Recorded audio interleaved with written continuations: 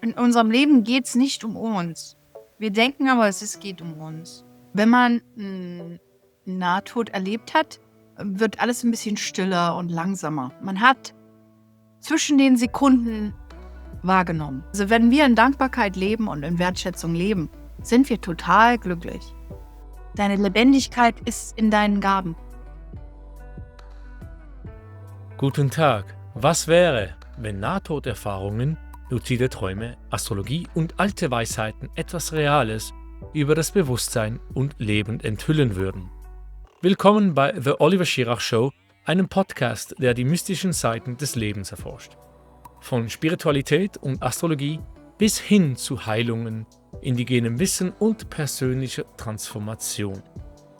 Dieser Podcast ist für suchende, alte Seelen und neugierige Geister, die wissen, dass es mehr im Leben gibt, als was wir sehen. In jeder Folge spreche ich mit Bewusstseinserkundern, die ihre Geschichten, Werkzeuge und Einsichten mit uns teilen, um euch zu helfen, mit eurem authentischen Selbst in Verbindung zu treten. Bleibe neugierig, bleibe offen und folge weiter dem Weg zurück zu deinem authentischen Selbst. Somit lass uns jetzt den heutigen Gast begrüßen. Rot, das rote Lämpchen leuchtet. Machen wir mal Deutsch. Liebe Wenke, Hüllenberg und Quantum Field Queen. Willkommen auf meinem Podcast und für die Gäste, die Zuhörer, das ist eben auf Englisch immer. Ausnahmsweise mal eine deutsche Episode von der Oliver Schirach Show, wo ich in das Supernatural, das Mystische, das Spirituelle gehe, Nahtoderfahrungen, Außerkörpererfahrungen und alles Mögliche an Spirituellem, Heilungen und so weiter. Mit der Idee dahinter, die Leute zu inspirieren, sich selber zu finden, Wege aus dem, wo man jetzt gerade ist, zu finden, wie man da rauskommt. Vielleicht ist man in einer Depression, Angst oder einer sonstigen schwierigen Situation, Krankheit. Oder man ist einfach verloren. Und ich hoffe, das gibt ein bisschen Inspiration, was ich hier mache. Und die Wenke habe ich gefunden als Quantum Field Queen auf Instagram. Und ich war dann schon etwas verwirrt. Du hast dich bei mir gemolden nach einem Podcast, wo ich ein Reel aufgeladen habe. Und dann habe ich dir geantwortet und dann kam deutsche Antwort zurück. Aber du hast mich auf Englisch angeschrieben und da war ich am Anfang etwas verwirrt, aber jetzt ist alles klar. Du wohnst in Deutschland, hast aber in Amerika gewohnt, glaube ich, oder? Und Genau. jetzt hab ich viel gesprochen. Das heißt, wer bist du so ganz kurz? Und also wir haben schon gesagt Nahtoderfahrung, aber was machst du im Moment? Was ist nicht dein Job oder wie sagt man auf Deutsch, Aufgabe, dein Tun? Meine Passion, mein Passion.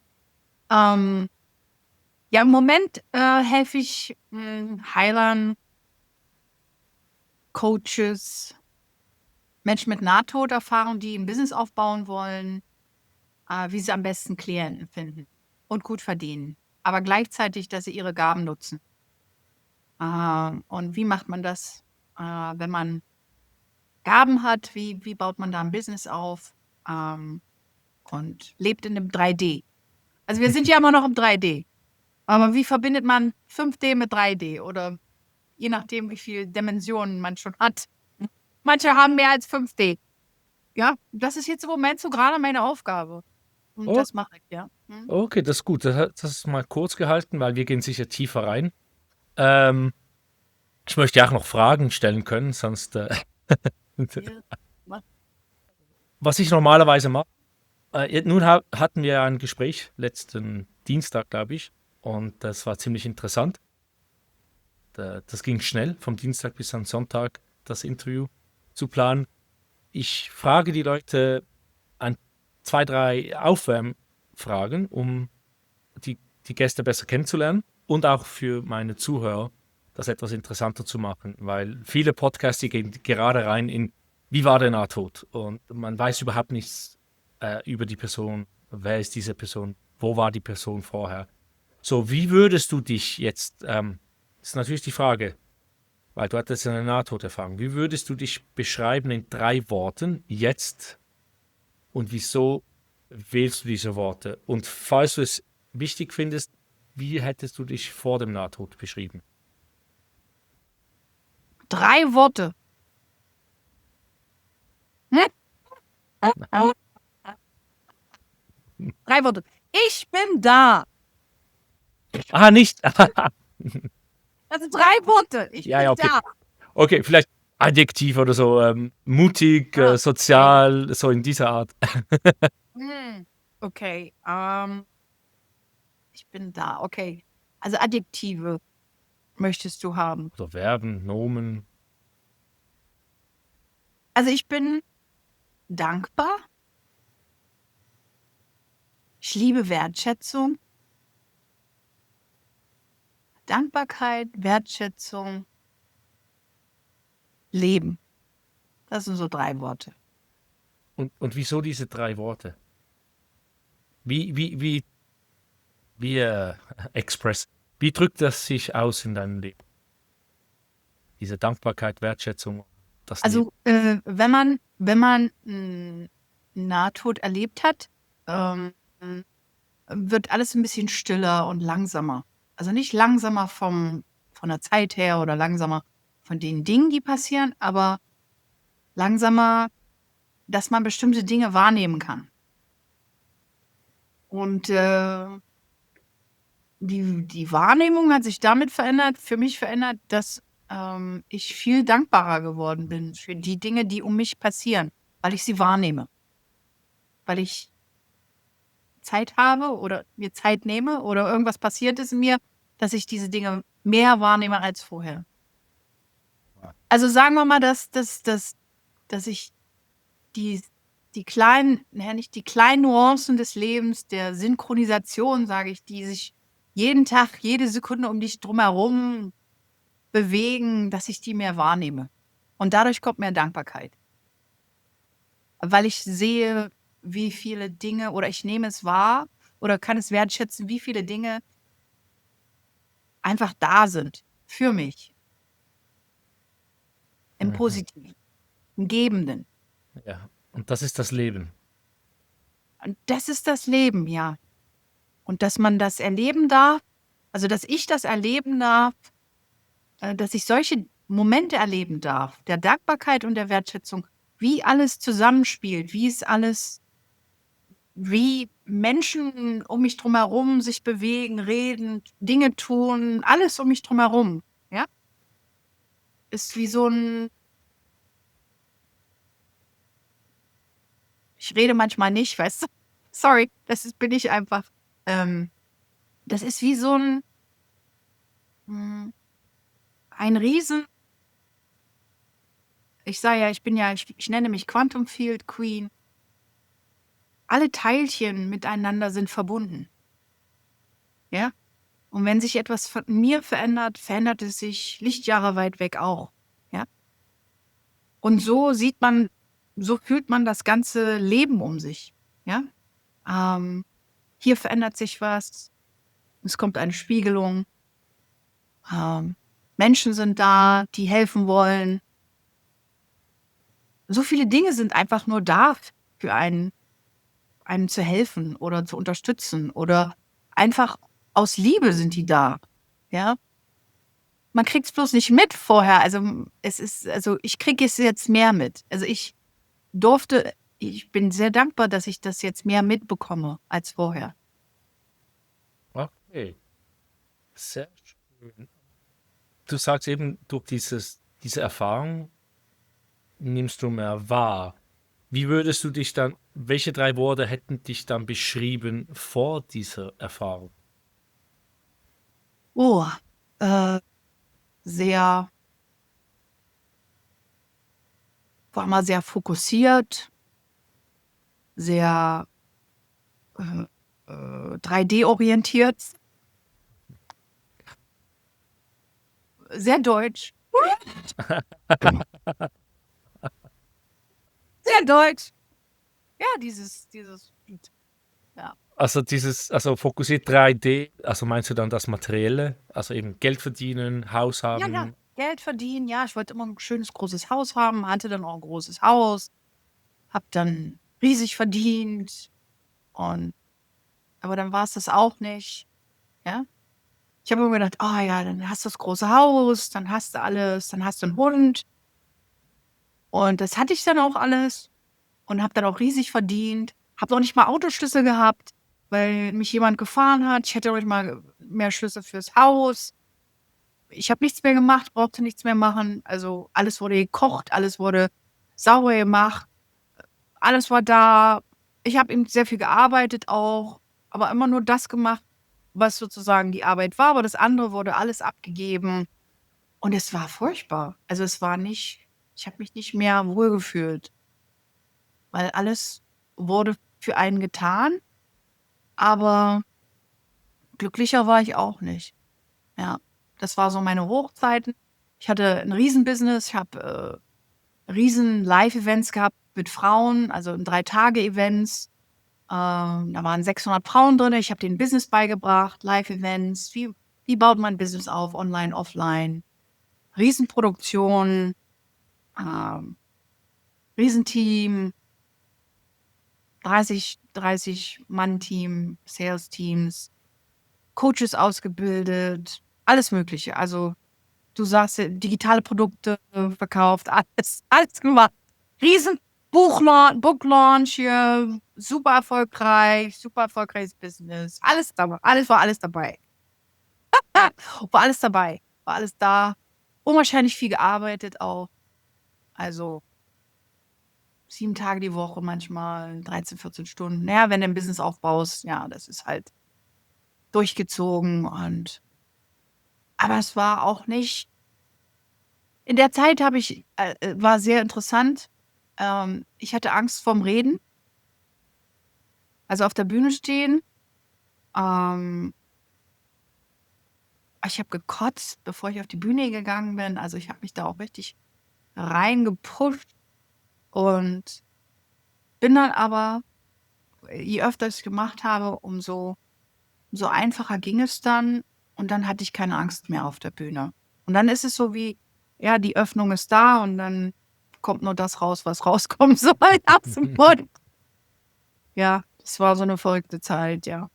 Ja, da war ich im Norden von Kalifornien war ich da. Also, ich habe studiert in New York, habe Klavier studiert. Ich war Pianistin. Habe richtig war richtig Juilliard School, ja, das ist die beste Schule für Performing Arts, bla bla bla. Ich hatte auch 'n super Lehrer, der hieß John Browning.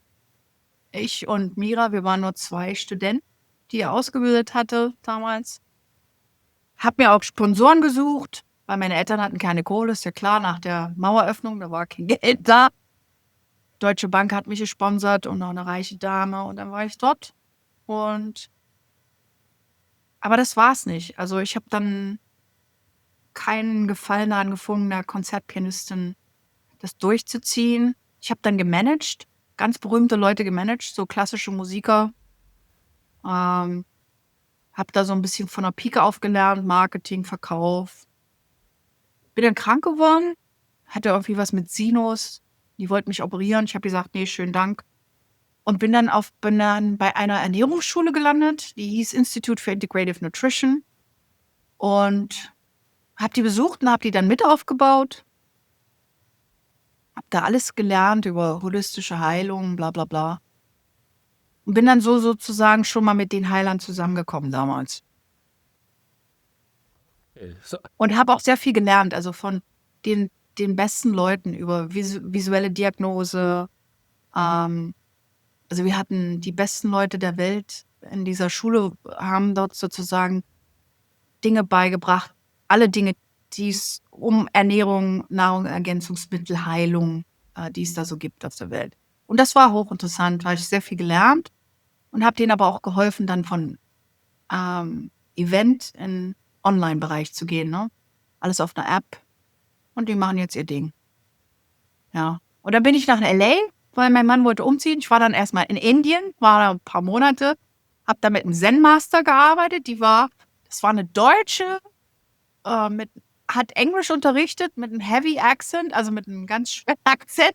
Wir saßen auf dem Dach und haben uns da am Ende dann nur noch gelacht. Also es war dann auch schon, es kam dann schon in diese Richtung, ja. In diese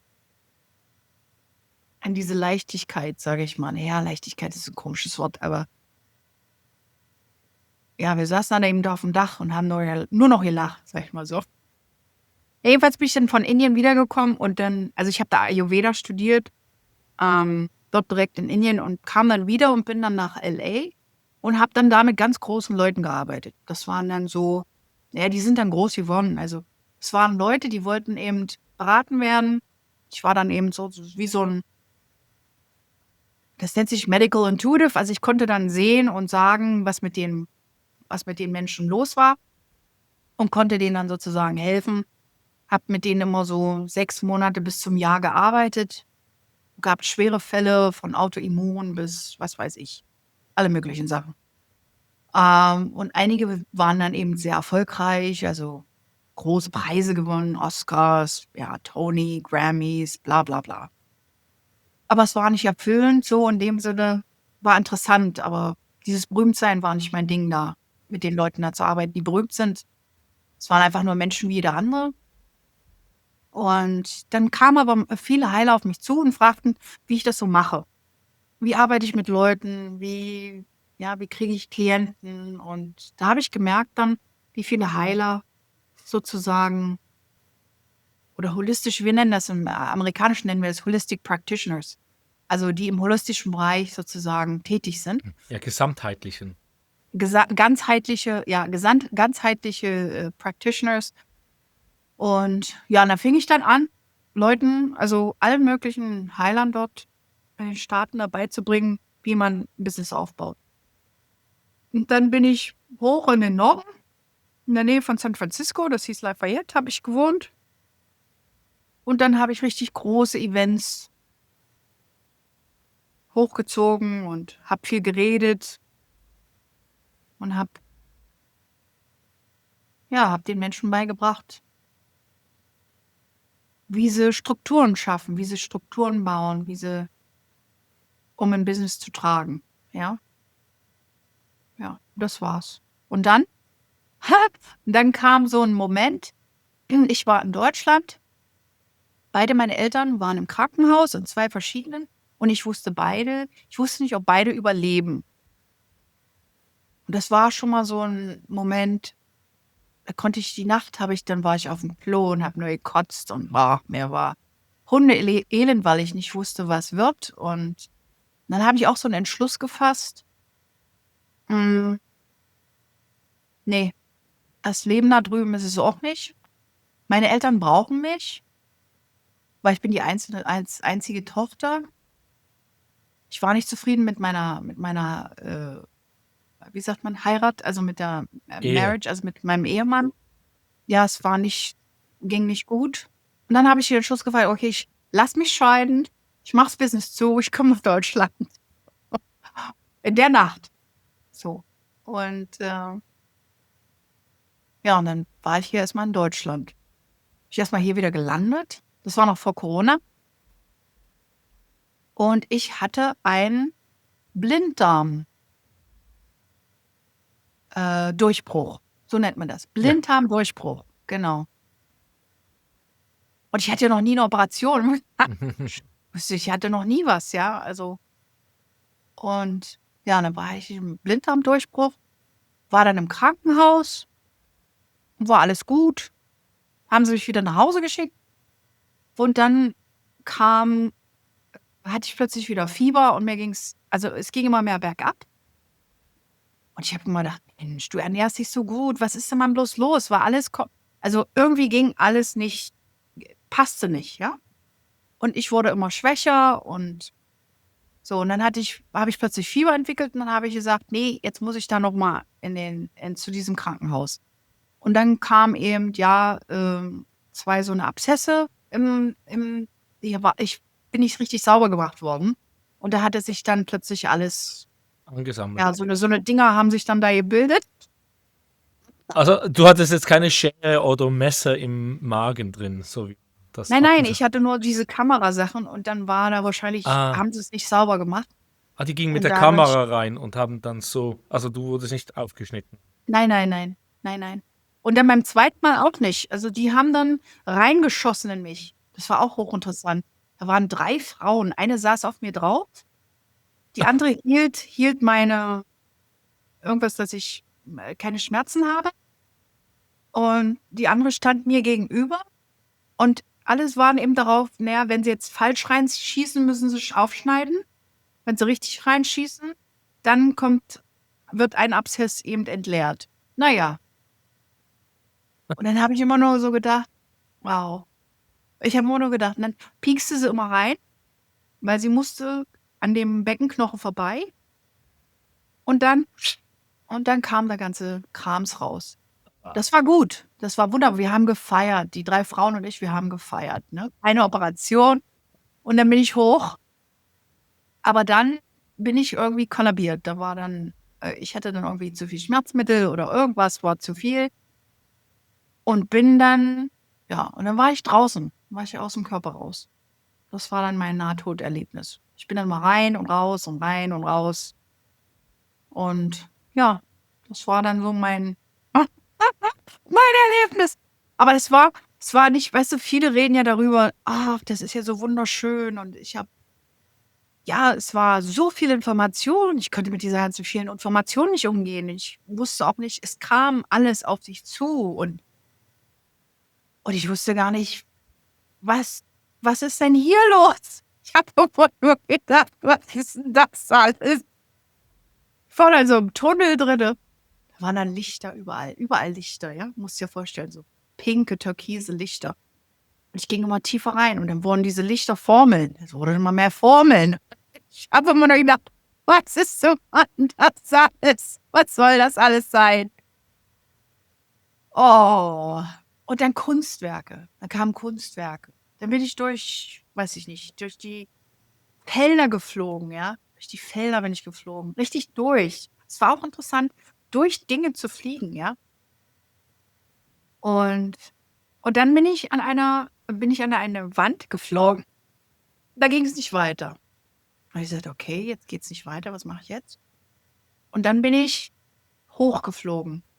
Also die Wand hochgeflogen und je höher ich ging, umso mehr sah ich, dass das 'ne Pyramide war. Es war irgendwas, also Südamerika, ja?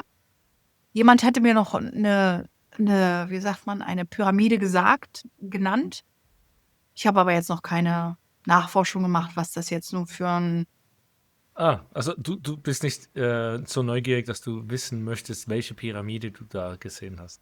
ja, es ist eine bestimmte Pyramide. Ich habe aber den Namen jetzt wieder vergessen, oder die Bedeutung, aber auf jeden Fall habe ich diese Pyramide gesehen, ja? Und das Interessante ist, in dieser Pyramide gibt es einen Tunnel, der voller Lichter ist. In der Pyramide. Ja, da sind solche, weiß nicht, was sie da reingemacht haben, aber da waren solche Kristalle in diesem Tunnel drinne. Und als ich das erzählt habe, ich hatte das meinem Ex erzählt. Ich saß dann mit ihm und habe ihm davon erzählt. Und er sagte: „Ah, das ist die Pyramide.“ Ich sage: „Was? Das ist die Pyramide?“ „Ja, die hat so 'n Tunnel mit solchen Glitzerzeug drinne, also mit solchen Sachen drinne.“ Ich sage: „Okay.“ Und, ich habe aber den Namen vergessen. Also, ich weiß es jetzt nicht mehr, welche Pyramide das war. Keine Ahnung. Ja, und dann kamen halt sehr viele Strukturen, Kunstwerke. Dann dann gab es eine Diskussion über mich. Es war auch interessant, meinen Vater über mich sprechen zu hören. Und ich war nicht in meinem Körper. Ich habe alles gehört. Ich war nicht im Raum, sondern ich war im anderen Raum. Da war meine Ärztin und mein Vater. Und mein Vater war richtig energisch und sagte: „Warum baut meine Tochter so ab?“ Und sie redete dann was. Und da habe ich auch so gedacht: „Wow“, da habe ich erst mal so meinen Vater energisch, besorgt erlebt, so kannte ich ihn gar nicht. Und da habe ich gedacht: „Ah, sie sind besorgt um mich.“ Ja. Ja, das war so ehe man das erst mal begreift, ja. Na ja, und dann musste ich mich immer ich wusste dann ich hatte so 'n Bild vor mir, vor dem Bett. Das war so 'n hässliches Bild, aber es war 'n Bild. Hässlich nicht, also es war nur einfach so da.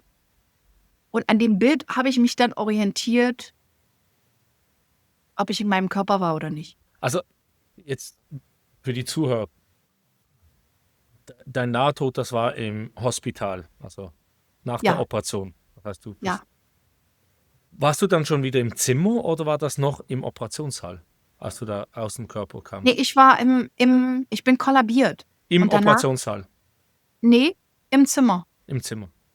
Und du Ja. warst alleine oder war da jemand da? Das das Also, es kamen Leute. ja, weil du bist ja sicher angesteckt an alles Es Mögliche. kamen Leute, die rannten, ja. Aber Hast ich war dann auch nicht in dem Raum. Also, äh ich war in dem Krankenhaus. Also, man kann sehen, ohne zu sehen. Also, ich weiß nicht, wie man das beschreiben kann.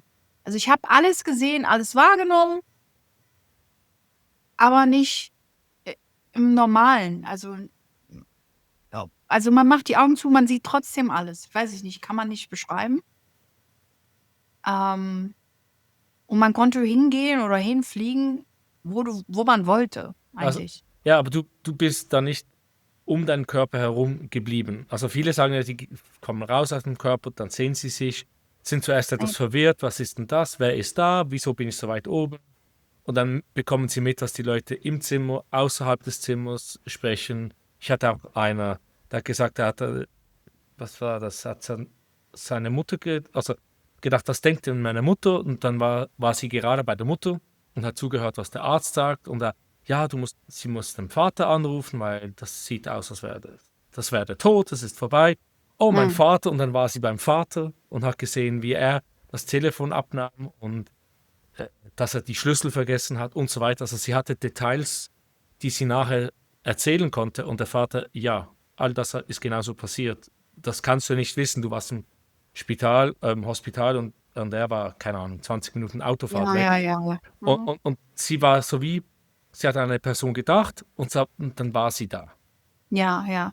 Äh, Na ja, also, bei mir war's nur so, dass ich bei meinem Vater war und der war nicht im Zimmer und und die Ärztin auch und dieses Gespräch war auch nicht im Zimmer und ich war auch nicht im Körper und, dieses Rein und Raus aber aus dem Körper, ich hatte keine Kontrolle darüber, ja? Und es war auch öfter, es war nicht nur einmal. Also, also öfter, wie lange reden wir da? 10 Minuten, Tage, Wochen? Tage. Ich hatte Tage. Also, es war ja 'ne Sepsis. Also, das waren Tage und, ich weißt du, ich hatte auch kein Zeitgefühl. Man hat ja kein Zeitgefühl. Ich konnte eben immer nur sehen: „Ah, da ist 'n Bild. Oh, jetzt bin ich wieder im Körper.“ Und wenn ich das Bild nicht sah und wusste, ich bin woanders oder ich sehe andere Dinge oder bin woanders, dann wusste ich: „Ah, ich bin nicht im Körper“, ja. Also, ich habe mich nur an diesem Bild orientiert, ob ich im Körper bin oder nicht. Ansonsten war ich immer woanders oder weg oder bin geflogen oder bin woanders gewesen. Ja. Und das war ziemlich weil ich hatte keine Kontrolle darüber, wann ich im Körper bin und wann nicht. Dann habe ich immer nur gedacht: „Scheiße, was, wenn der jetzt immer in diesem“ weil ich konnte den Ge also, die Gedanken nicht greifen. Weißt du, was ich meine? Ich konnte nicht es war einfach es passierte, was passierte. Man konnte nichts machen. Also, ich war da oder ich war nicht da, ja? Ich war weg oder ich war wieder da. Und das war dieses ja, das hat mir schon Angst bereitet, weil ich habe gedacht: „Ja, scheiße, was, wenn du immer nur in diesem Hin und Her bist“, ja? Weil ich wollte jetzt entweder da oder da sein, ja? Und nicht hin und her, hin und her, hin und her. Okay, Das ging mir auf 'n Sack, weil ich habe gedacht also, entweder jetzt da oder hier, aber nicht immer dieses hin und her, ja? okay. Und das hat mir Angst bereitet. weil ich habe gedacht, ach du Scheiße, was ist, wenn du jetzt immer in diesem Hin und Her bist, ja? In diesem Zustand des Hin und Her bleibst. Wollte ich nicht haben, ja. Und wenn du jetzt im Körper warst du dann wach oder warst du dann ansprechbar und konntest interagieren oder? Ja, manchmal war ich ansprechbar, manchmal nicht. Und manchmal war ich dann auch im Körper. Und dann war es so eine schöne, also als ich dann im Körper war, äh, und es war nicht mehr so ein Hin und Her, dann war so eine Ruhe da. Dann weiß ich noch, mein Vater saß da, hatte meine Hand in der Hand, ja? Und es sollte alles so sein, wie es war. Alles so, wie es war es perfekt. Das weiß ich noch. Da war dieses Surrender, ich weiß nicht, wie das auf Deutsch heißt. Ja, hingeben oder? Ja, es war eine Hingabe da. Und in dem Moment der Hingabe konnte dann Gott machen, was er wollte. Ich glaube, ich habe die ganze Zeit immer mit Gott gehadert, weißt du? Aha. Die ganze Zeit. Ich habe die ganze Zeit immer wieder mit ihm gehadert. Warum jetzt da? Warum jetzt das? Warum diese Information? Was soll das? Hin und her, hin und her. Und ich habe, glaube ich, die ganze Zeit mit ihm gekämpft, weißt du? Oder Aha. mit was immer auch gekämpft. Aber ich sag mal Gott dazu. Manche mögen das nicht, ist aber egal.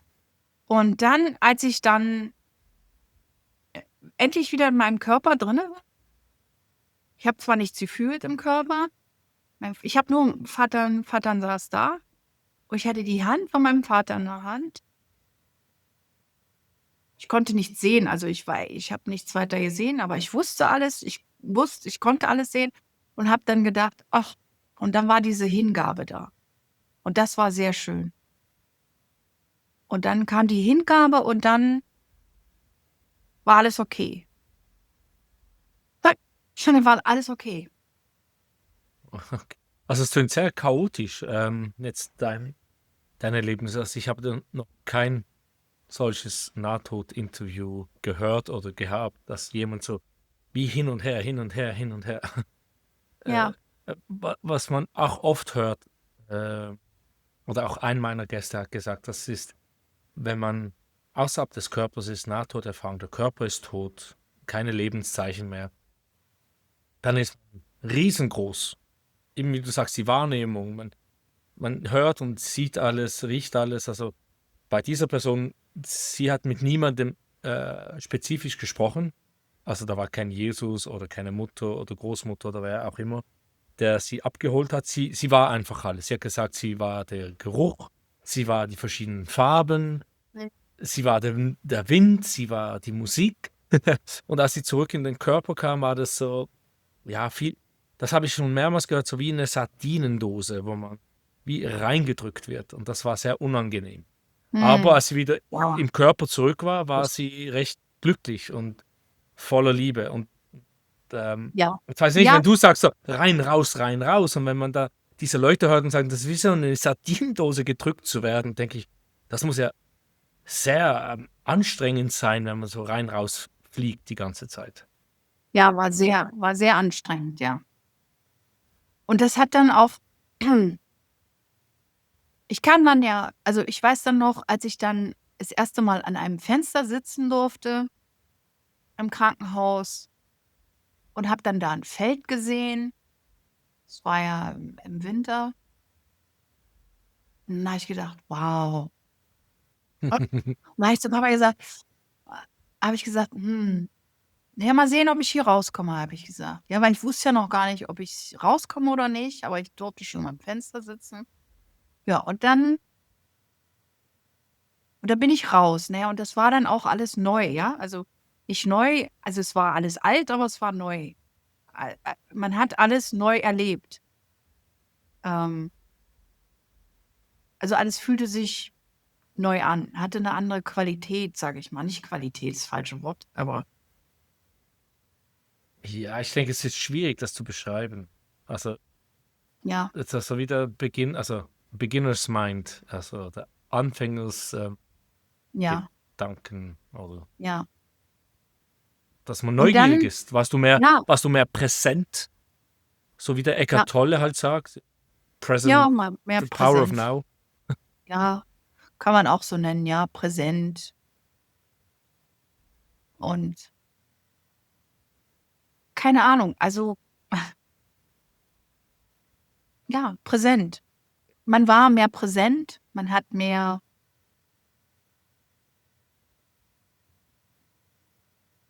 wahrgenommen. Also, das hört sich jetzt auch wieder komisch an, man hat zwischen den Sekunden wahrgenommen, Hm. ja, oder zwischen den Minuten, je nachdem, was du nehmen willst. Also, zwischen diesen Momenten hast du wahrgenommen. Und da ist dann und das war interessant, weil ich hatte das auch schon als ich Klavier gespielt habe, zwischen den Tönen, ja? Das heißt, in den leisen Momenten, das war da war die Verbindung da. Es waren jetzt nicht die Töne, sondern was dazwischen ist. Und das war dann auch wieder, als ich dann aus diesem Krankenhaus kam, ja. Und da war das eben es war eine ja, es ist im Grunde passiert nichts, ja, aber es passiert doch so viel. Aber im Grunde passiert nichts. Das ist so Bhagavata, Ja, Krishna. ja, Gott macht nichts, aber doch alles geschieht durch Gott. Also, oder durch das Wissen, das Licht, das Universum. Es erinnert mich an die Bhagavata, also das, was ich verstanden habe. Also wenn man wirklich im Präsent ist, wirklich Buddha ist, erleuchtet, was auch immer, ganz hoch oben, ähm, dann macht man nichts und trotzdem macht man. Das tönt ein bisschen, was du sagst. Es passiert eigentlich nichts, aber sehr viel passiert. ja.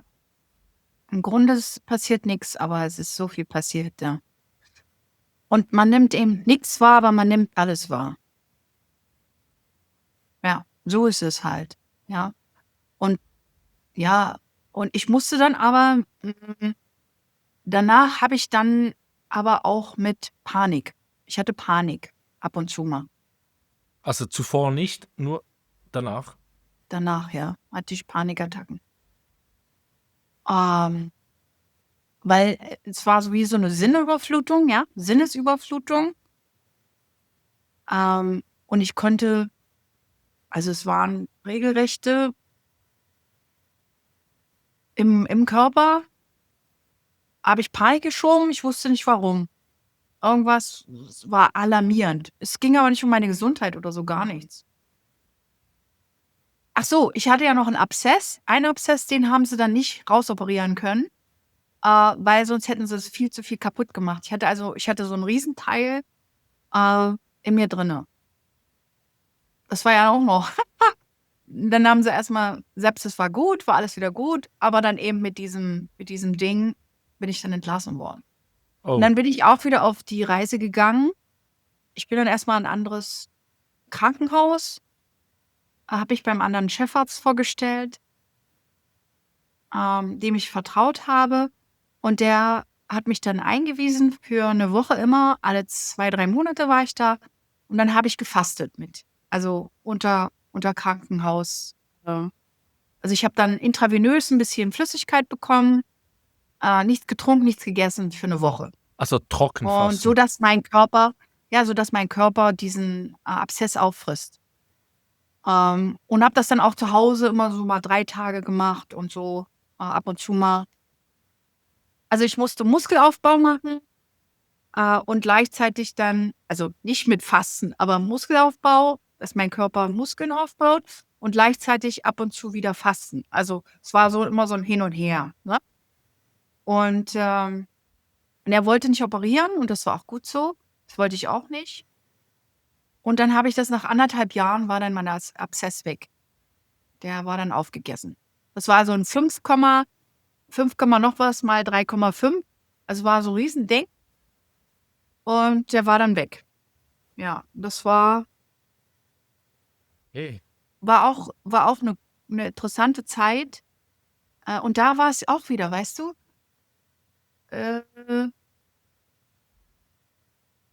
diese Einfachheit.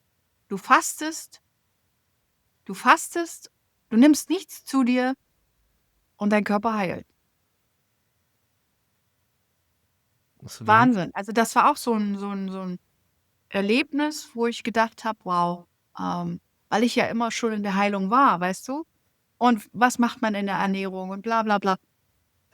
Und dann habe ich mich mit diesem Fasten befasst. Also befasst. Das war hochinteressant, dass eben unser Körper so ein Reset macht nach 3 Tagen, ja?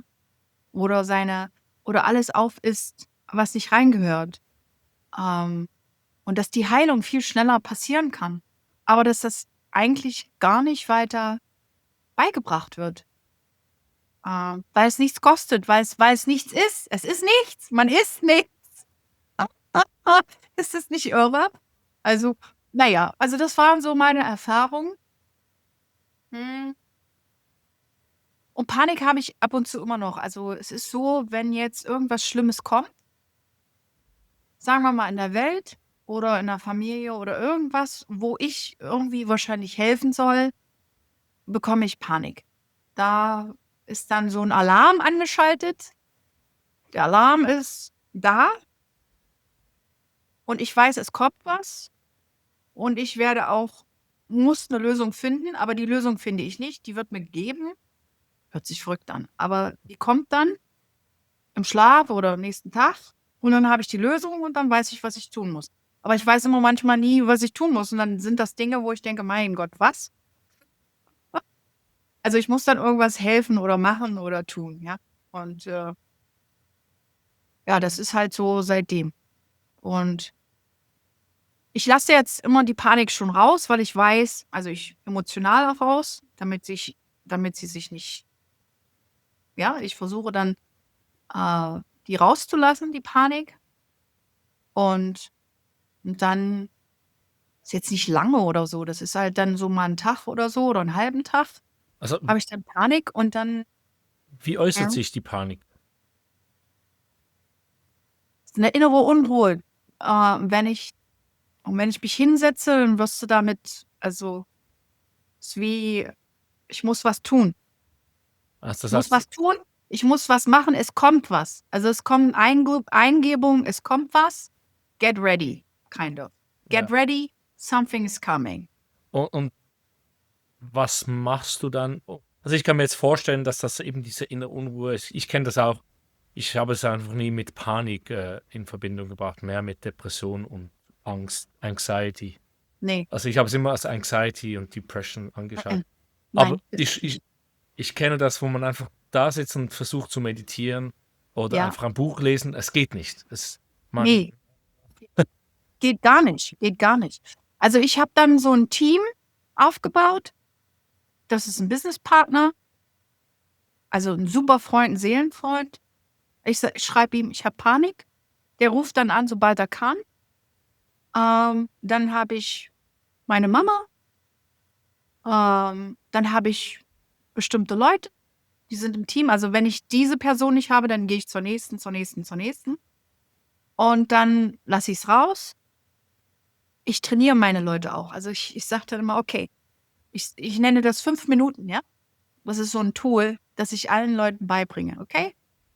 Bau dir 'n Team auf von 5 Leuten und denen bringst du bei, wenn du sagst: „Ich brauche 5 Minuten“, wissen die hören dir zu und die halten den Raum für dich. Und du kannst alles rauslassen. Du kannst brüllen, weinen, lachen, was du willst. Und die halten nur den Raum, die unterbrechen dich nicht, die geben dir keine Ratschläge, kein Gesabber, kein Gelaber, nix, sondern die lieben dich einfach und halten dich, so. Und das, habe ich mir so aufgebaut. Und das ist 'n super Tool, weil, wenn ich jetzt irgendwas habe oder was, dann irgendwas geht los, dann wissen die Bescheid und ich kann die anrufen und die halten den Raum. Ich lasse raus. In dem Rauslassen kommen dann manchmal, auch wieder Klarheiten, weil die Emotionen, die da kommen, sitzen im Weg, mit der Intuition oder mit der Klarheit, die kommen soll, ja?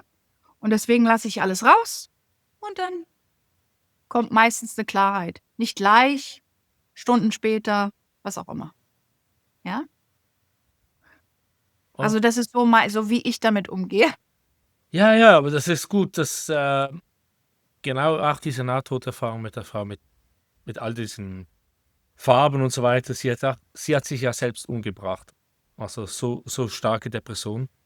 Und sie sagt auch, halte den Raum. Also wenn jemand, ich habe sie dann gefragt, ja, wie depressiv kann man werden, dass man sich selbst das Leben nimmt?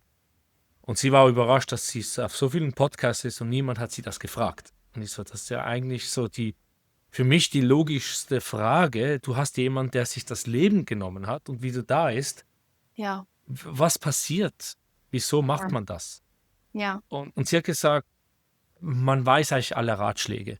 Und wenn man dann in diesem tiefen schwarzen Loch ist, hat man keine Lust, Ratschläge zu haben. Man braucht einfach den Raum. Jemand einfach da sein, der die Sicherheit gibt. ja. Und der einfach die Energie hält, weißt du? Also, und bei dir ist es auch, weißt du, wenn du sagst, ja, Depression, Anxiety, nee, das ist innere Unruhe und du bekommst eine Intuition und musst jetzt damit umgehen, aber dein Körper weiß nicht, wie man damit umgeht, ja? Und deswegen ist dieses Aufbäumen des Inneren so stark. Es ist wie so ein Shortcut, ein Shortcut zu der Lösung. Deswegen der Speed, weißt du? Also es ist so, diese Unruhe ist Speed. Ja, also es ist wie Aha. so ein, weil alles wird ja verschärft vom Speed. Dein Herz, deine Atmung, alles wird schneller. Weil es soll ein Shortcut sein zu dem, wo du geführt werden möchtest. Ja? Jetzt, wenn du sagst Shortcut. Ja, Also ich hatte jetzt ein Bild im Kopf, war ein Staudamm, wo sich das Wasser langsam auffüllt, ja. bis es so viel Druck hat. Das war in meinem Kopf, bevor du jetzt Shortcut gesagt hast. Und wenn du sagst Shortcut ja, zu der Tat. Ja, ich muss auch immer wieder überlegen vom Englischen, weil hier in Dänemark spreche ich nicht so viel Deutsch. Äh, dann, dann ist das so wie deine Seele, dein höheres Selbst, Gott, Universum, was auch immer, hat etwas vor mit dir. Dein Körper merkt das. Dein Körper weiß aber nicht, was machen und du hast aber keine Ahnung. Das heißt, das presst so auf dich. Und wenn man so mehr im Flow wäre, würde das ja eigentlich wie durch einen durchfließen. Und man macht. Das heißt dann mehr, wenn man so diese Anxiety, diese Angst, diese Panik hat, dass es eigentlich zeigt, dass man vielleicht zu stark im Kopf ist. Kann sein, ja. Aber ich weiß es nicht. Also, ich sehe eigentlich Panik oder Anxiety oder wie du es nennen willst, eher als, dass der Körper sagt: „Hallo, hallo, da kommt was.“ Und Also, das, es ist nicht nur die Seele, sondern es ist der Körper, der reflektiert und sagt: „Es kommt was.“ okay, das Ja? heißt der Körper, also Bruce Lipton, ich weiß nicht, wenn du da sagst, du hast mit so vielen Leuten gearbeitet, nehme ich mal an, du kennst Bruce Lipton, Jodie Mhm. Spencer und so weiter. Also Ja. Bruce Lipton spricht ja davon, dass der Körper voller Antennen ist. Und die DNA ist ja unsere DNA, also Oliver Mark Schirach ist meine DNA, die hat eine spezifische Antenne. Das heißt, ich nehme nur die Informationen, die für mich sind, also meine Erfahrungen, Gefühle kommen zu Ja. mir und deine Ja. kommen zu dir. Ähm, Ja. heißt das dann, wie so die Antennen in meinem Körper, die nehmen jetzt das Umfeld wahr, obwohl mein Geist das gar noch nicht aufnimmt. Und das heißt ja dann wieder wie die Intuition, dass Leute sagen, je intuitiver du wirst, dann hast du vielleicht ein Kribbeln im Bauch oder kalte, schweißige Hände oder ein bisschen etwas im Nacken oder ein Surren in den Ohren und dann weißt du, es kommt etwas Positives, es kommt etwas Negatives, es ist etwas mit meiner Mutter, es ist etwas auf der Welt, keine Ahnung. Je besser man sich also eintuned, also kalibriert, desto mehr weiß man, was auf einen zukommt. Und jetzt mit diesen Panikattacken ist es so, wie der Körper nimmt es wahr, aber der Geist noch nicht oder der Kopf noch nicht. Und jetzt der Körper sagt, Und er hey, kann manchmal noch nicht ordnen, er weiß es noch nicht, was kommt, ja. Also, du musst auch sehen, viele Dinge, sind ja auch außerhalb unseres Körpers. Also zum Beispiel Brainwaves, also Gehirn-Sachen kannst du ja auch außerhalb deines Körpers messen. Ja? Das heißt, wir sind ja auch außerhalb, also wir sind außerhalb des Körpers auch. Ja? Und manche Leute, also ich arbeite ja auch mit vielen Heilern, ja, die haben mal Hellfühlen, Hellwissen, Hellsehen, alles. Also es gibt Leute, da gibt es Sachen, das ist Wahnsinn, was die zum Teil wahrnehmen. Ähm, äh, ja, und was kommt. Und jeder hat so seine eigene Form, wo dann eben das Alarmsignal kommt, hier ist das oder hier ist das. Ja, und jeder muss damit umgehen. Ähm, manchmal ist es nicht Panik, es ist vielleicht Unruhe oder es ist irgendein Fühlen, ja, oder es wird plötzlich kalt.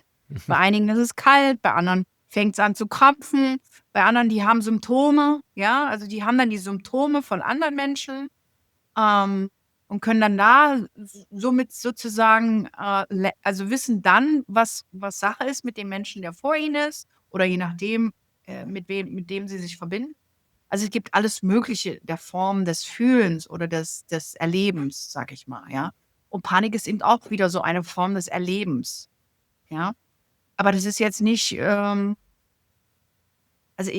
ja, Depression, Anxiety, weiß ich nicht. Also es ist auch eine sehr komplizierte Welt, in der wir leben, ja. Und ich sage mal, ja, also eigentlich ganz normal, wenn du Panik und Depression hast in der Welt, in der wir leben. Weil die Welt ist nicht normal, wir sind normal und nun macht mal da Sinn draus, ja. Ja, da können wir andere Tore öffnen mit der Welt. Und Ja. also je mehr ich da bin und höre, denke ich, wow, es macht vieles Sinn. Ich habe ja in der Schule gelernt, oder nach der Schule, so mit 20 oder so, der siegt, schreibt eigentlich die Geschichte. Das habe ich irgendwie im Kopf, seit ich 18, 19, 20 bin. Der siegt, schreibt die Geschichte. Ja, Okay. also der Sieger.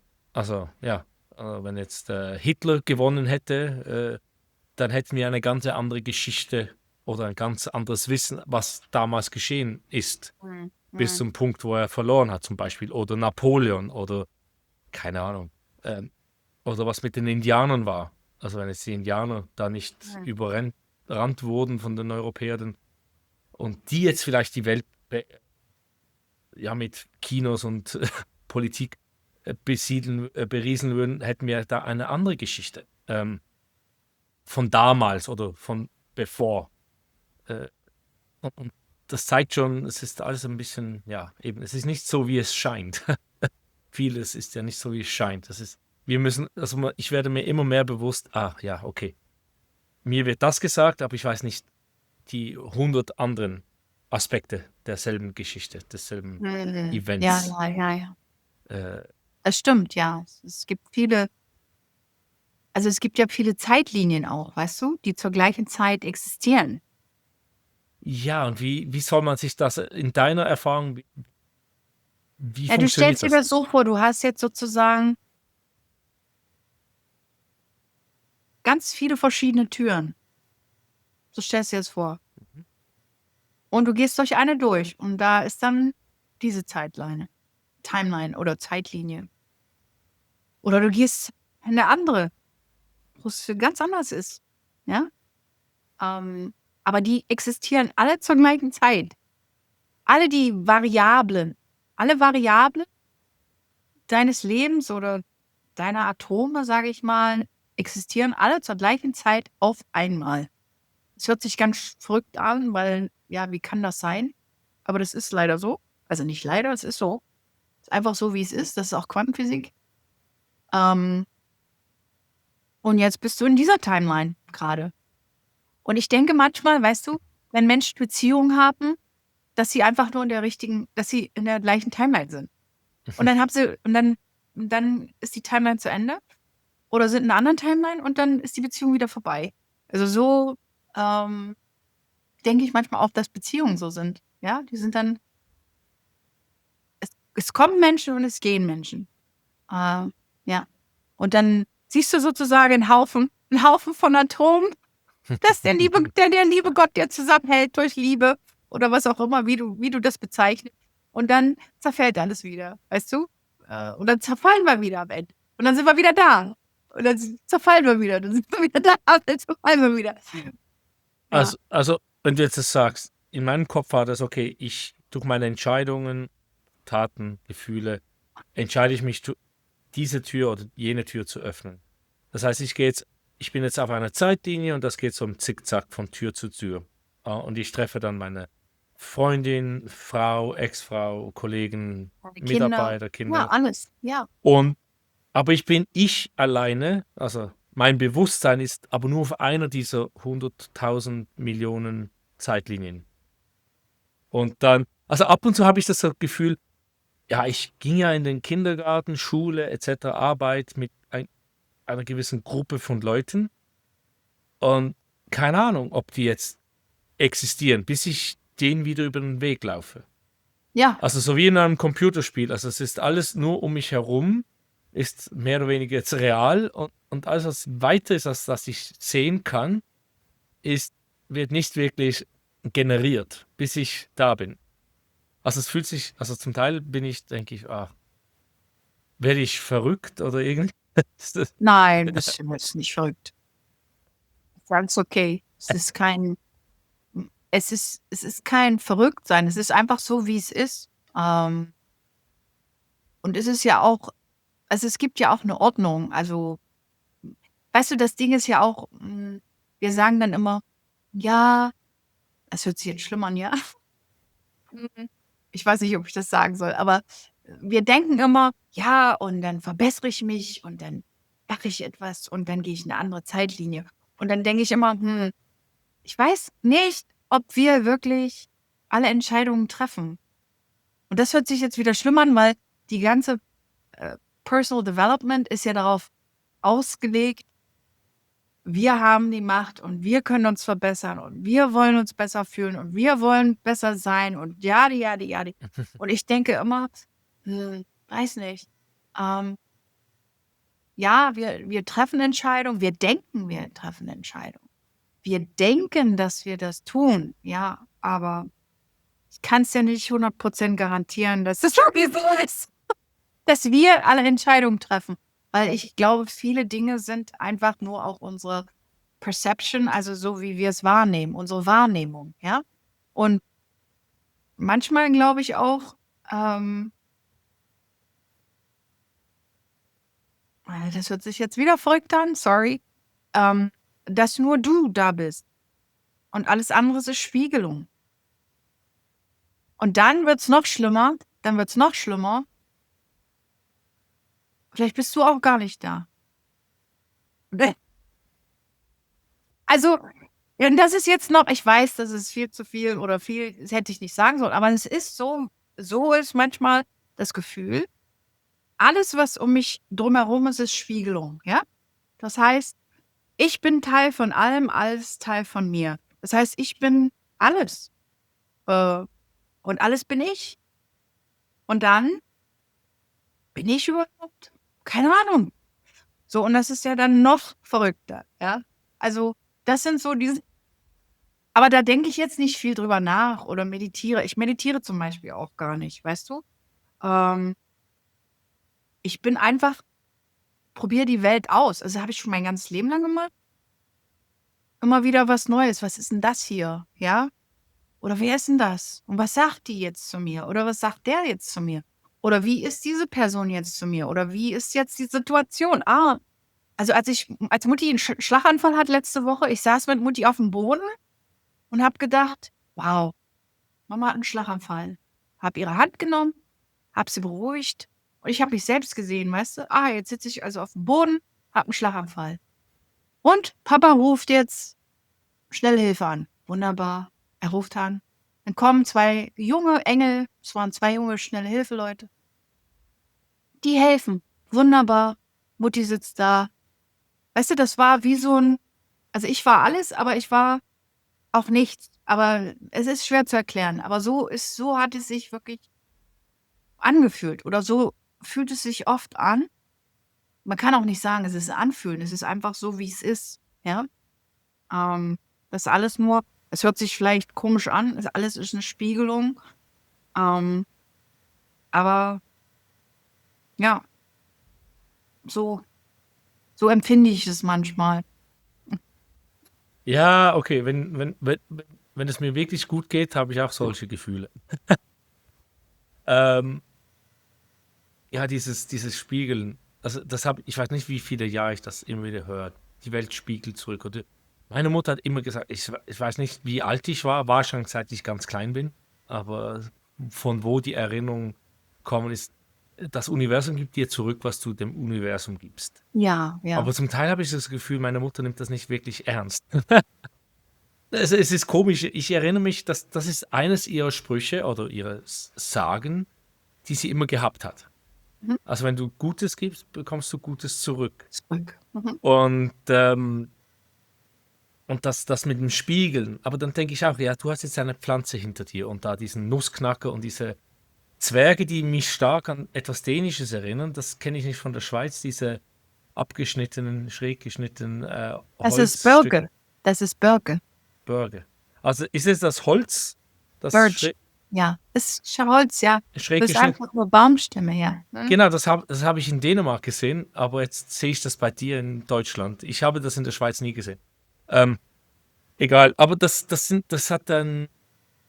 jetzt ein Teil von mir, aber wie oder mein Hund oder dein Hund, ist eine Reflexion zurück an mich, die Interaktion mit den Menschen.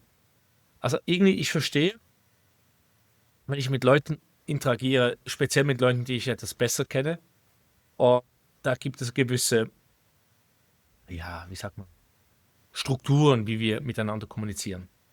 Oder, wie sagt man, einfach, ich falle so in ein, ähm, in einen Autopilot rein. Also ich merke das ab und zu, wie ich dann diskutiere mit jemandem, ist das etwas anderes als mit einer anderen Person und ich merke, also wenn ich wirklich observativ bin und das wahrnehme, merke ich, oh, jetzt sprichst du wieder so mit dieser Person, was zeigt das über mich selbst? Also diese Spiegelung verstehe ich. Aber das, was eben in verschiedenen spirituellen ähm, Büchern steht oder mystischen Büchern, genau das, was du sagst, alles, ich bin alles, alles bin ich, das ist eine 1:1 Spiegelung. So weit bin ich nicht. Ich sehe, okay, ich reagiere, agiere so mit einer Person, ich werde glücklich oder sauer oder habe keine Energie, habe viel Energie, was auch immer. Und das merke ich, das hat irgendetwas zu tun mit der Interaktion. Das zeigt etwas über mich selbst. Aber weiter bin ich noch nicht mit dem. Alles gut. Du musst nicht weiter sein. Also es ist jetzt kein weiter sein müssen. Aber es ist schön, dich kennenzulernen, weil du bist ein wertvoller Mensch. Okay.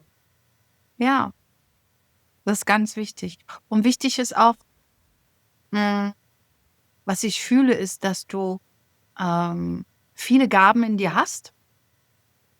Ja, du hast Gaben. Und die Unterdrückung von Gaben, die gehen bei vielen Leuten, weil du suchst ja, du machst ja den Podcast. Sorry, dass ich jetzt darüber rede. Ja, ja. Du redest mit vielen Leuten, die auf der anderen Seite waren, ja? Und möchtest einen Glimpse von dem, was du aber schon in dir trägst.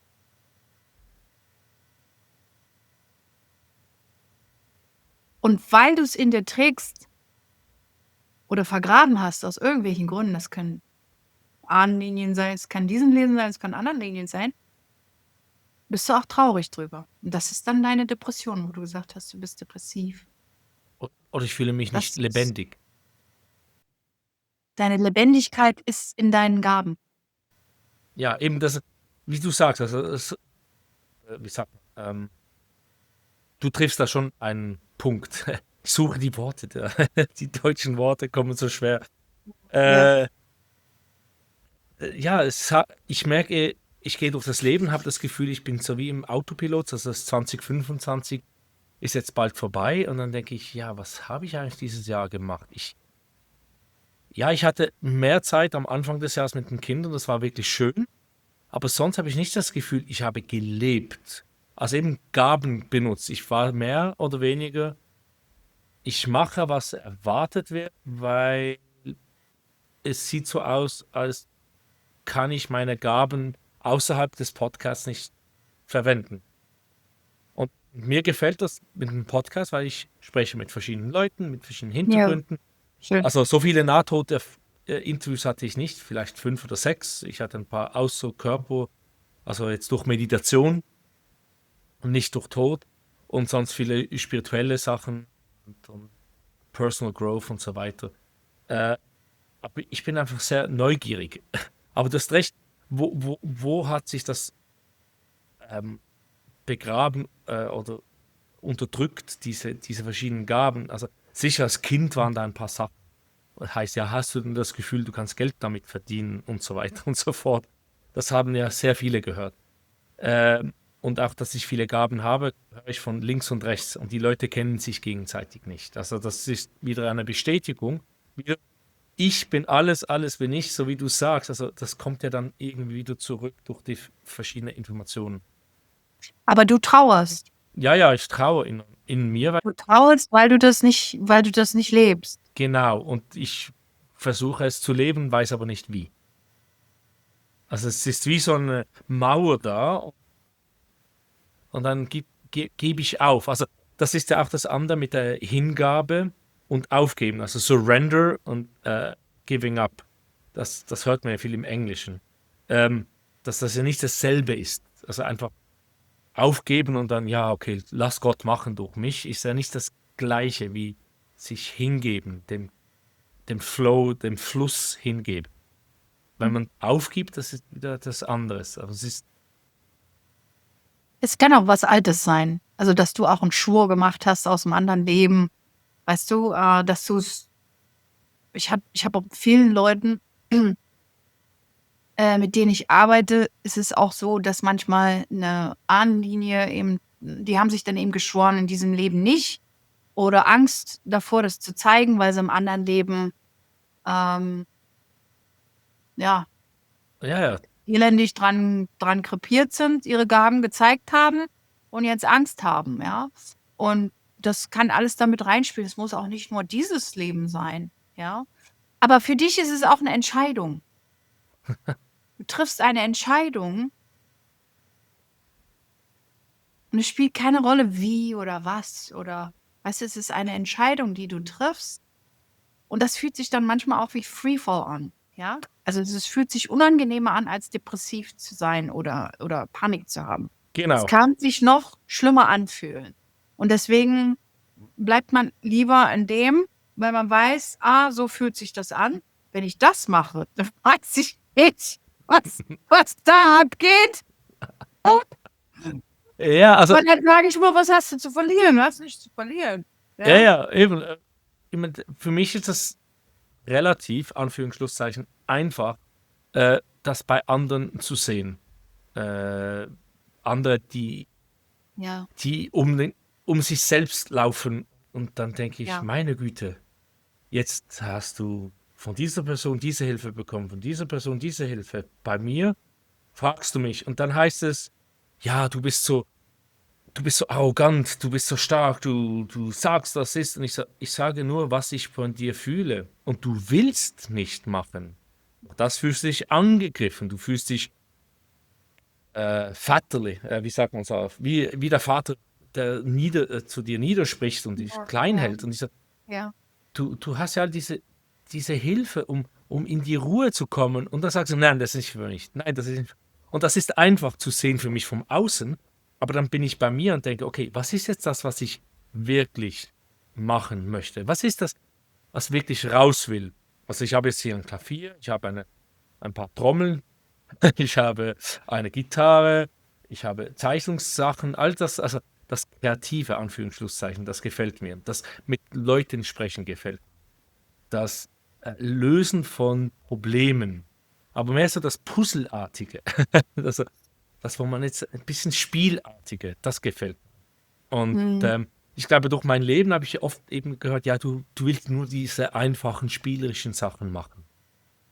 Und ich so, ja, vielleicht habe ich schon so viele Leben hinter mir, wo ich halt eben, wie jetzt du, einfach gearbeitet und viel Geld verdient habe. Vielleicht war ich Multimillionär mehrmals in alten Leben und hatte viel Macht. Und habe einfach gemerkt, das bin nicht ich und jetzt bin ich halt, wo ich bin.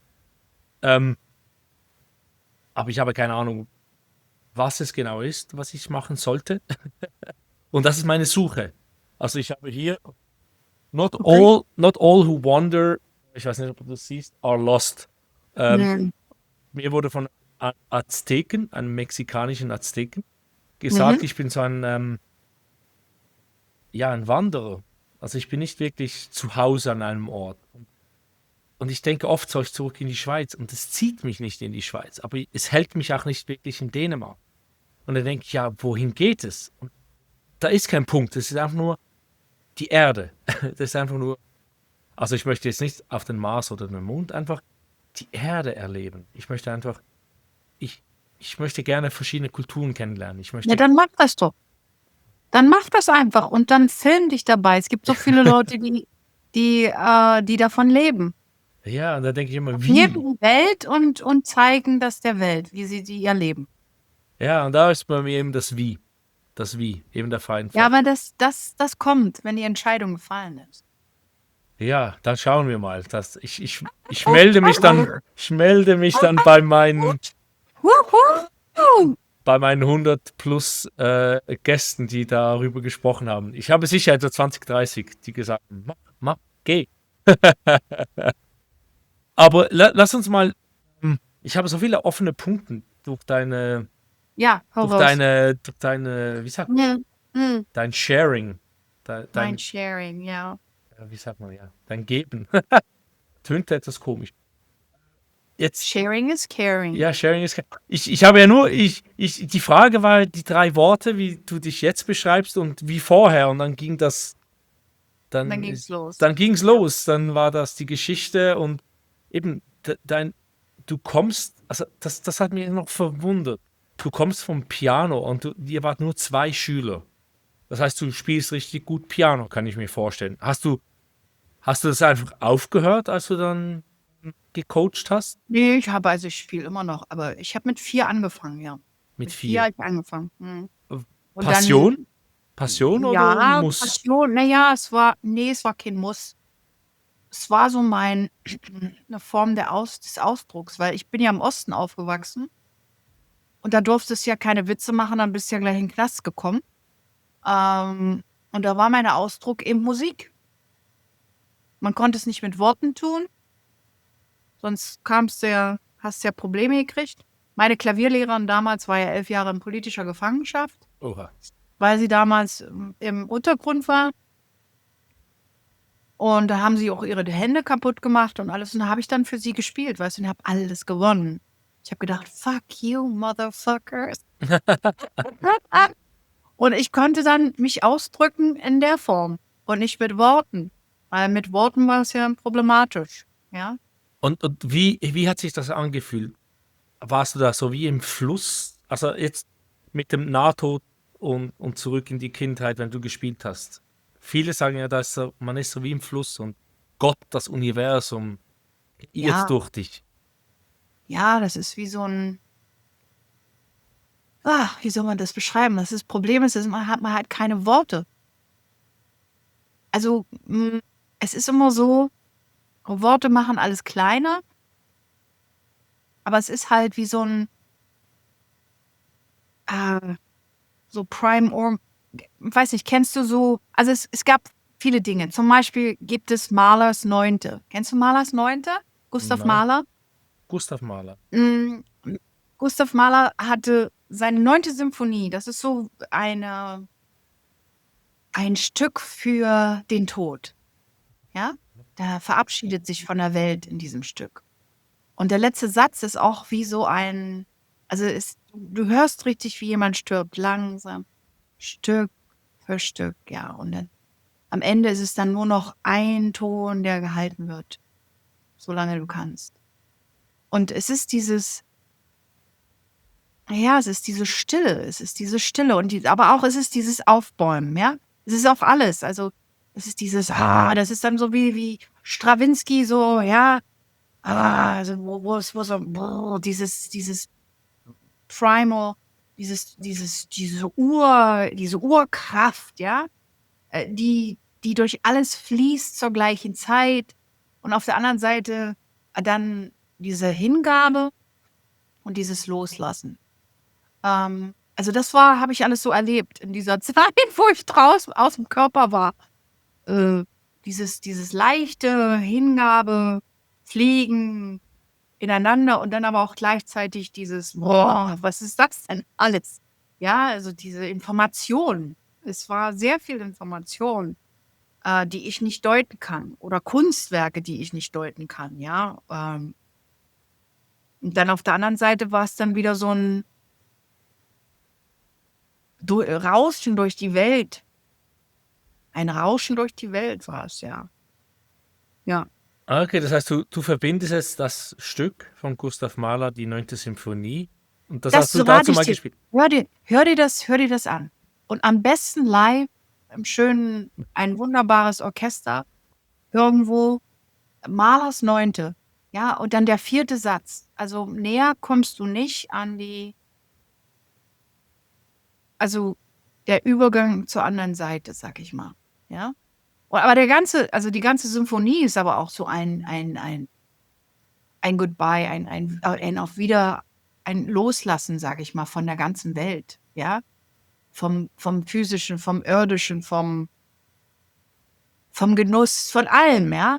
Also es ist so eine richtig große Verabschiedung. Und Mahler war auch so einer, der hat auch Kindertotenlieder geschrieben, bevor seine Kinder gestorben sind. Also der hat immer auch, der hat zum Beispiel, wenn du eine Symphonie anhörst, dann hörst du auch schon Hitler. Also der war ja, der hat die Wiener Philharmoniker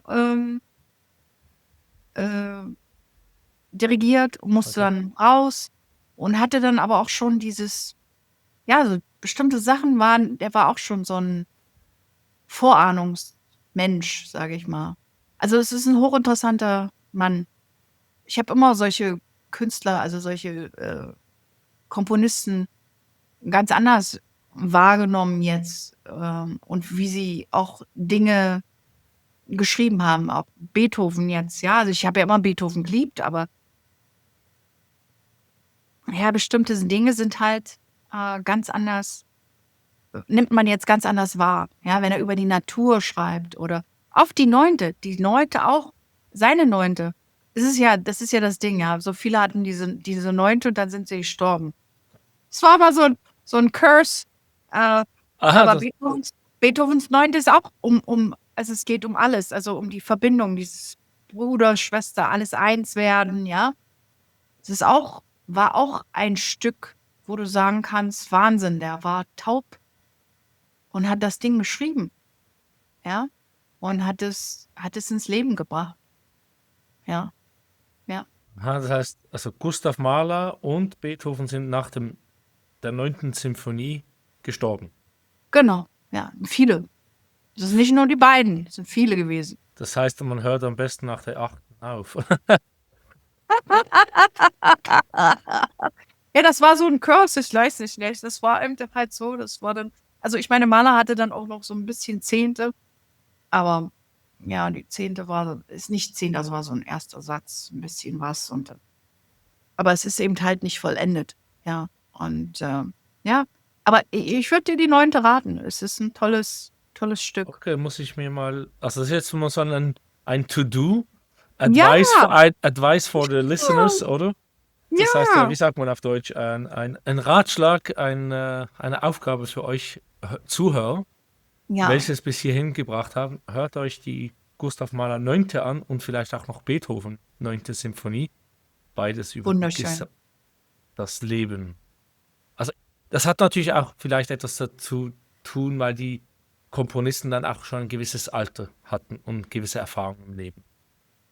Und vielleicht Naja, die was waren auch. aber alle jünger, also jünger als ich jetzt. Ja.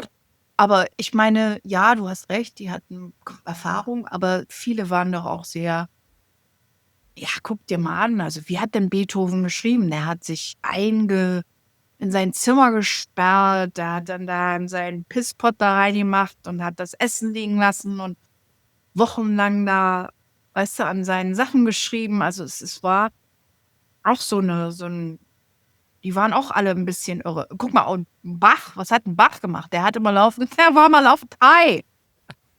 Der hat seine Fugen nur Hai geschrieben, ja? Weil der hat immer was eingenommen, weil er auch ein bisschen was mit dem Bauch hatte. Und der hat immer, also die Fugen sind auch nur so entstanden, weil er Hai war. Also die waren auch alle ein bisschen so, ja, die hatten alle, es waren auch Rebellen und mit mit vielen Gaben und also auf Mord, also du guckst dir jeden an. Ja, die hatten alle irgendwie was Besonderes, sonst hätten sie diese Sachen nicht geschaffen, sag ich mal so, ja. Okay. Wenn wir jetzt beim Jetzt Piano. sind wir bei der klassischen Musik, sorry. Ja, Aber ja, du ja, ja, hast ja. Aber gut wir haben gemacht. gesagt, wir reden, wie der Schnabel gewachsen ist. Ja, ja. Das heißt, du hast diese klassischen Kompositionen gespielt und geliebt. Und jetzt siehst du so den Zusammenhang mehr. Also war das Ja. da schon mal so deine Lieblingslieder, die du gespielt hast? Von also Gustav Mahler, die neunte Symphonie, war das schon dazu mal? Naja, Oder? es ist ja nur für Orchester, aber ich hab's dann, nee, ich habe auch früher das dann auf Klavier gebracht, aber es ist natürlich nicht das Gleiche, ja, wenn du das umschreibst. Aber ich hatte zum Beispiel auch Schumann, ja. Ich hatte so eine Obsession mit den letzten Stücken von Komponisten, ja. Um zu sehen, wie haben sie es ausgedrückt? Wie haben sie sich ausgedrückt, bevor sie gegangen sind? Weißt du? Ähm, und das war immer hochinteressant für mich, weil, und dann auch, wie sagt man, ich habe ja dann in New York auch sehr viel Kunst erleben dürfen. Ähm, Und war dann auch im Museum Modern Art und habe da auch viele Ausstellungen gesehen, wo dann zum Teil die Künstler vom Anfang bis zum Ende gezeigt wurden, ne? Und da hat man auch viel gesehen, wie sie sich entwickelt haben und wie es dann zu dem Ende kam und wie sie das Ende dann ausdrückten. Also, ich war schon fasziniert vom Ende auch. Weiß nicht warum, aber ich war halt immer fasziniert davon. Ähm, wie also, auch wie du, ja, wie ist die andere Seite? Wie ist es? Aber dann habe ich's erlebt und dann habe ich gedacht: „Ach du Scheiße, ne." Also, ich war nicht jetzt: „Ach du Scheiße", sondern es war, für mich war es eher: „Ja, was da drüben ist sehr nett." Und da waren ja auch Wesen. Also, es ist ja noch nicht so, du bist ja ganz alleine. Also, ich hatte da auch es war sehr nett. Du siehst dann also, ich hatte dann auch Leute also, der Raum war voll. Ja, also, du brauchst dir nie 'n Kopf machen, dass du irgendwo alleine bist. Der Raum ist immer voll. Wenn du gehst, wenn du kommst, Raum ist voll. Voller Seelen, sage ich mal, ja. Das sind dann ich wusste ja auch nicht, wer das ich wusste, dass es waren Seelen da und, es war auch sehr nett. Also, die waren sehr, sehr, sehr freundlich, aber ja, und dann kam aber dann wieder 'n Rausriss und dann war ich wieder in was anderem. Also, ich hatte keine Stabilität, wo ich mich festhalten konnte, weißt du? Weil es immer wieder in was anderes ging und das war schwer für mich. Okay, ja, als ich dir zugehört habe, dachte ich, okay, du bist aus dem Körper raus, hast das Licht gesehen, den Tunnel, wie so viele sprechen davon, und dann Farben und dann Formeln und dann Kunstwerke und du sprichst eben auch die klassische Musik, die Kunstwerke, da hatte ich, und dann bist du durch die Felder geflogen und so weiter und dachte ich, okay, ich dachte nicht, dass da du irgendeine Interaktion mit anderen Seelen hattest auf der anderen Seite, aber jetzt sagst du, da war was und nicht, und Doch, die also Information. einmal hatte ich also der Raum war voll und es war auch sehr nett und die haben mich auch begrüßt und die haben ja, die waren einfach nur da. Also nicht begrüßt, aber die waren einfach da. Okay. Und die Information, Und diese große Information, dieser Überfluss an Informationen, den du nicht wirklich absorbieren oder verarbeiten konntest, wie kam der? War das einfach visuell, einfach im Kopf? visuell, ja. Visuelle Sachen. Dann kamen dann Kunstwerke, wum, wum, wum, wum. Dann kamen Formeln, wum, wum, wum. Und ich immer nur: „Ah, okay, ne, weiß nicht, was ich damit machen soll." Weil ich wusste ja auch nicht, was ist. Ich wusste ja auch nicht weißt du was, okay, du gehst in so 'n Tunnel, ja? Erst sind da normale Lichter, dann kriegst du da Pink, dann kriegst du da Türkis und dann gehst du tiefer rein und dann wird das alles formelig, ja, also wie so Formeln alles. Und du denkst dann immer, oh, wo gehst du denn jetzt hier hin? Was machst du denn jetzt hier? Und was soll das jetzt alles bedeuten? Ja, also du versuchst ja auch, ich habe es versucht zu verstehen. Ja, und dann habe ich es aber gelassen, weil ich habe gedacht, nee, kannst du nicht, gar nicht. Ich kann es jetzt nicht lesen, weil erstmal ist es so ein Fluss von Sachen, äh, mit denen ich gar nicht umgehen kann. Ja. Und naja, und es ist auch nicht, wir müssen es auch nicht verstehen. Das ist ja das Ding. Weißt du, du versuchst es zu verstehen oder andere versuchen es zu verstehen. Aber das Ding ist einfach, brauchst es nicht verstehen. Es ist so und so da. Also, ich weiß nicht, wie ich es erklären soll. Es ist so und so da, es ist alles da. Du bist nicht da, aber du bist da. Du bist alle und du bist nichts. Und du musst auch nichts verstehen. Du musst auch nichts erleben. Du musst nichts erfahren, weil es ist alles da. Ja, weiß nicht, wie man das sonst so, Ja, wie man ja, es anders beschreibt. das hast du vorhin schon gesagt. Irgendwie ist klar und doch nicht. Ich möchte auch versuchen, mit den Fragen den Zuhörern zu helfen, die dann Ja. denken, das ist das erste Mal, das ist wirklich verwirrend, was diese zwei Leute hier sprechen. Was sind denn das für Leute? Ah, wir sind durch. Ja, Aber es also, ist okay. ich, Willkommen im Durchsein. Aber also, weißt du, man versucht es zu verstehen und wird es nie verstehen können. Weil ja, das, was ist, kann man nicht verstehen. Auch wenn man es versucht. Wir werden unser ganzes Leben lang versuchen zu verstehen. Aber es ist nicht da, um es zu verstehen. ja, ich versuche halt hier auch ein bisschen deine Vergangenheit mit dem Nahtod und so weiter, weil ich denke, Formeln, also ich habe jetzt noch nie jemand gehört, der von Formeln gesprochen hat oder Kunstwerke, aber ich sehe, in deinem Leben waren ja Kunstwerke da und warst interessiert an den Kunstwerken, die am Ende erarbeitet wurden, Ja, ja. geschaffen wurden. Ob jetzt das klassische Musik war oder Gemälde oder was auch immer. Ja, Also von dem her kann es das sein, dass das zu dir kam mit den Kunstwerken. wahrscheinlich, ja. Und Das die, ist so die Form ja, äh, hast recht, kann sein, ja. und die Information dachte ich, vielleicht hattest du ja Gott, Jesus, Großmutter, Onkel, keine Ahnung, der dich da mit Informationen gefüllt hat und gesagt, hey, wenn du zurückkommst, das hast du im Leben erlebt. Also hattest du jetzt so eine Review von deinem Leben, wie viele andere auch? Oder das hast du Ein gut bisschen, gemacht? ja. Ein bisschen hatte ich eine Review. Ja, hatte ich. Ja. Also, Ich hatte bestimmte Sachen, wo ich mich gar nicht mehr dran erinnern konnte und das war interessant zu sehen und zu erleben und ja, es war wie als ob man einen eigenen Film guckt. okay, es war nicht jetzt, ähm, du hast etwas gesagt, gemacht, getan und dann hast du das von deiner Perspektive erlebt und dann von der Perspektive der anderen Person, weil es gibt ja Leute, die sagen, dieser Schmerz, den ich anderen bereitet habe, ich musste das miterleben, wie dann meine Tochter, mein Sohn, mein Ehemann, Ehefrau das erlebt haben und wie sie dann diesen Schmerzen weitergegeben haben an andere Leute. Mhm. So etwas hast du nicht erlebt, du hast das einfach von außen gesehen.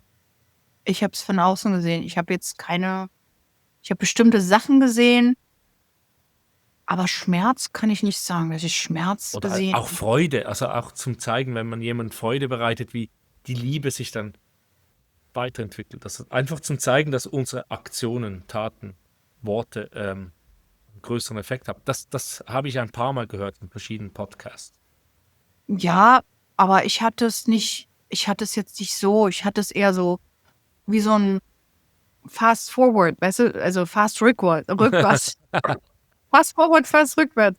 So, also es war jetzt nicht, ich kann jetzt nicht sagen, dass das jetzt schmerzhaft war. Es war einfach nur. Das Ich war kann nicht einfach, sagen, dass das jetzt, es hat, es ist einfach nur abgelaufen und ich habe da gesehen, ich habe es gesehen. Okay, und das war anscheinend ich und das waren andere, aber ich war da nicht jetzt irgendwie mit Emotionen, war ich nicht. Mm-mm. Ich hatte in dem Sinne auch, muss ich sagen, ich habe keinen Gott gesehen oder sowas. Ja, das habe ich nicht gesehen. ja, viele nicht. Also es gibt, die meisten sprechen dann von Jesus. Vielleicht ist das halt, weil nicht das auf Aber Englische. weißt du, Ich weiß es nicht. Also ja, Jesus auch. Aber was kam dann, war diese 3 Bücher, ja? Also Ja, okay. hatten wir drüber geredet neulich. Ja, Weißt aber du? ich weiß nicht mehr. Wir haben über so viel geredet. Wie Ja, heute ja. kreuz und quer. Weiß nicht mehr. Ja, Also, ähm, also Moses zuerst Zepter in die Erde rammen, Dinge teilen. Erdliche, also Power, Kraft, Erdenkraft, ja? ja, das Alte Testament mit Moses. Altes Testament. Dann Neues Testament, Bewusstsein. Jesus mit Bewusstsein. Also wir hatten Moses, bumm, Christus, Jesus mit dem Bewusstsein. Das war wie so ein helles, weißes, fliegendes Zeug. Also es war wie so Gardine, ja, so ganz hauchdünnes, was so in die Menschen ging. Deswegen kam er und brachte das Bewusstsein. Und dann kam Mohammed und das war bei Mohammed war es Bewusstsein auf der Erdenergie zusammen in einer Einheit. Also dieses One, ja, dieses Einswerden. Also das kam. Das habe ich begriffen, dass diese 3 ähm, Ja, Prophet. ein Versuch waren, an die Menschheit etwas Informationen zu geben, ja, und das miteinander zu verbinden. Aber es wird dann natürlich immer wieder anders interpretiert. Also es wird ja darum gekämpft und es wird ja, anstatt alles eins zu sehen, ist es ja dann immer, meins ist das Beste oder meins ist richtig und kein anderer und ich bin der Auserwählte oder was auch immer. Das ist alles nicht so. Aber das fand ich interessant, diese verschiedenen Dinge, was diese Religion oder warum es das gibt. Ja, sorry. Ja. Ja, ja, das ist mehr unsere Richtung. Ich denke dann immer, was war denn so mit afrikanischen oder amerikanischen Indianer oder Azteken, Inkas, Mayas, Aborigines, die haben ja auch ihre Hei Ureinwohner, ja. Ja. Ureinwohner oder Heiligen oder Wissen. Oder dann hat man Buddha, Gautama, 2500 Jahre her. Oder Krishna, keine Ahnung, 40.000, 50.000 Jahre. Die haben ja auch was gebracht. Aber du hast jetzt diese 3 Das Propheten kam, gesehen. ja. Diese 3 Sachen kamen. Vielleicht auch Weil mehr das für ist in dich. der westlichen Welt sehr, in der Welt im Moment ist da sehr viel Tamtam drum. Ja, sehr viel. Also ich bekomme so viel mit momentan, da denke ich, also so Aber das ist, ist es ja halt nicht. Es ist halt diese Interpretation oder dieses Auslegen. Aber das ist es nicht. Das ist, was kam. Ja? ja, ja, so. Das heißt, du bist wahrscheinlich christlich aufgewachsen. Oder wie ist das bei dir? Kirchengängerin oder das war einfach so Ja, nee, nebenbei? im Osten war es nicht erlaubt, Nein? Kirche. Nein, wenn du Teil der Kirche warst, konntest du nicht studieren. Und in Kirch fand unsere Revolution damals statt. Weil du wurdest in Kirchen nicht, konntest nicht verhaftet werden. Also hattest du so ein bisschen Schutz in Kirchen. Aber mit Kirche bin ich nicht direkt. Ich habe relativ früh angefangen zu lesen. Bibel, Altes Testament, Neues Testament, Koran, alle möglichen Religionen habe ich mich mit beschäftigt. Ich habe es aber dann sein lassen, weil die Missinterpretationen von den Menschen so ging mir halt auch auf den Sack. Ja, es geht mir halt auch auf den Sack, dass es so falsch interpretieren. Ähm, oder es ist ein Gegeneinander anstatt ein Miteinander. Ich glaube, das Ja? ist das Und Schlimme. das ist das Traurige daran, dass es ein Gegeneinander ist. Oder dass es so aussieht, als ob es ein Gegeneinander ist. Ähm, ja, also das ist jetzt ich habe aber immer mit Natives zu tun gehabt. Also eine meiner Mentoren war Hawaiian Native.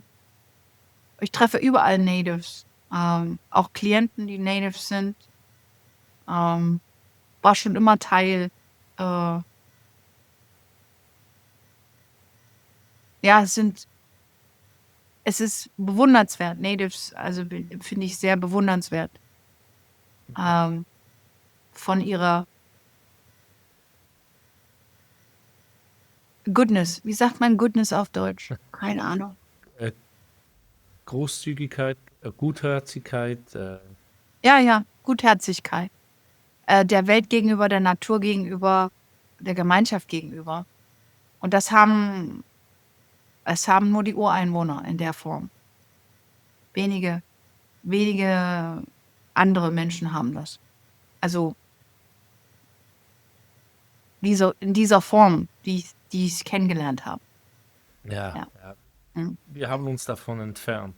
Und das ist ja auch the sickness of the Europeans. Also die Indianer haben ja gesprochen, dass die Europäer mit einer mentalen Krankheit in Amerika kamen.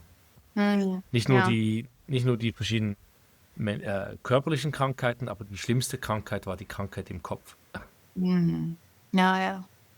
Eben Das stimmt. das nicht verbunden sein. Aber was ich heraushören kann, ist, du hast diese eben Koran und Altes, Neues Testament selber gelesen und selber interpretiert für dich. Und das war nicht stimmig mit dem, was du von gehört hast.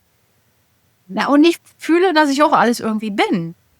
Weißt du? Also, ich meine, ja, hier, Luther war ja eine Stunde weg, weißt du? Martin Luther. Also, ich habe ja diese protestantische Seite, dann habe ich ein bisschen Jüdisch drinne, dann habe ich meine besten Freunde, ein Businesspartner, alle sind Muslime. Ich mache Ramadan. Also, ich bin in jedem Ding mit drinne und fühle mich wohl.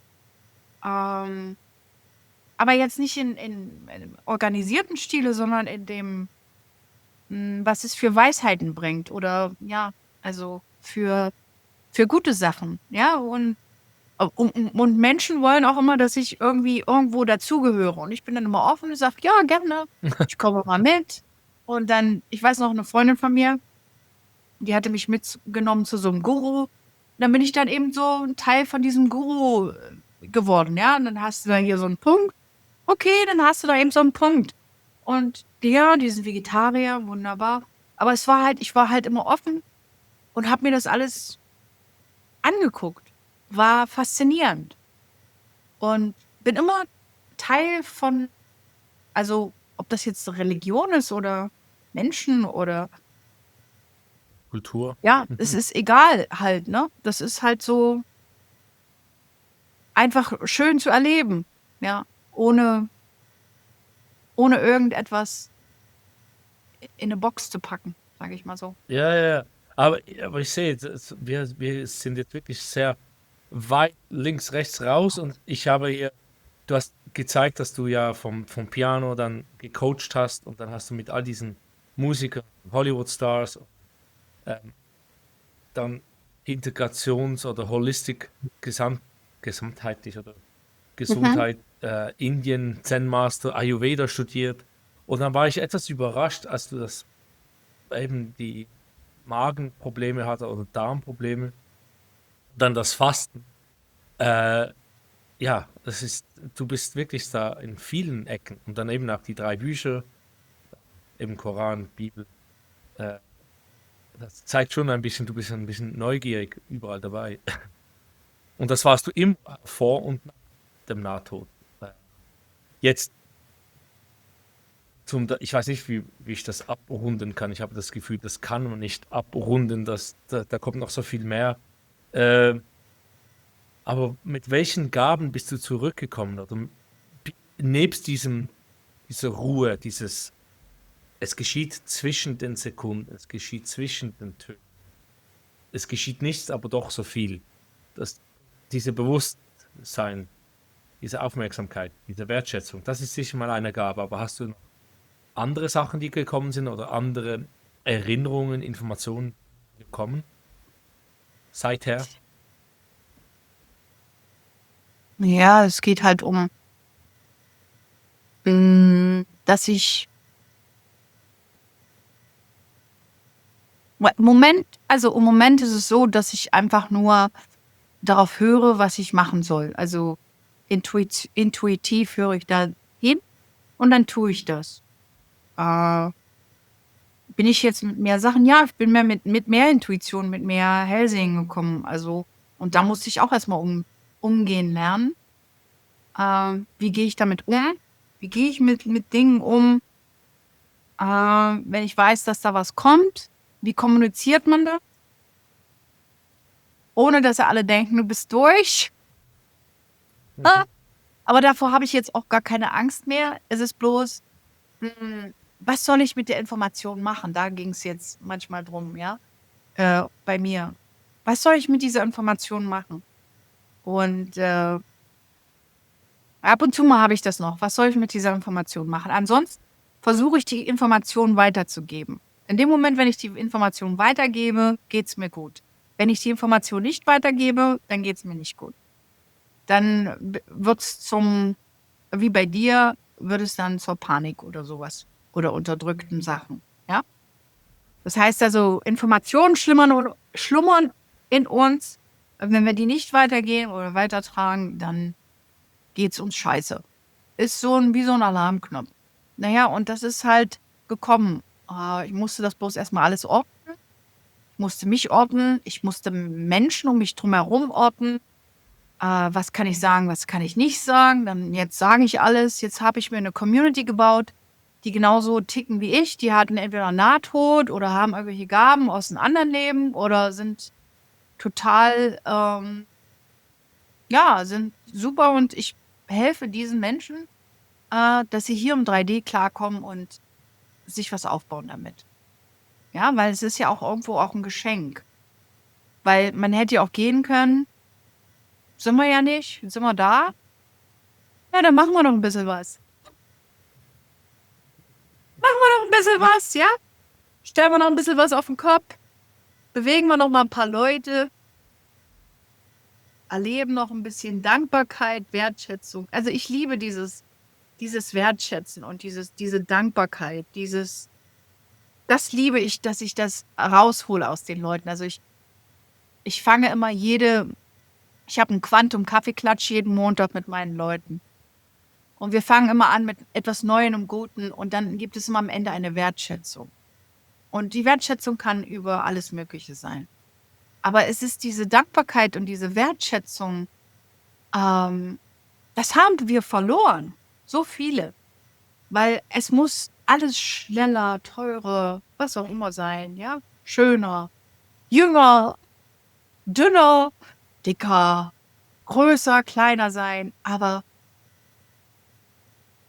für mich ist es eher so, ach, lasst uns doch erstmal wertschätzen, wer wir sind, was wir haben, wie viel wir haben, was für Luxus wir haben, ja, was für ein schönes Leben wir haben. Egal, ob wir jetzt im Bett liegen oder Schmerzen haben oder ja, viele Sachen.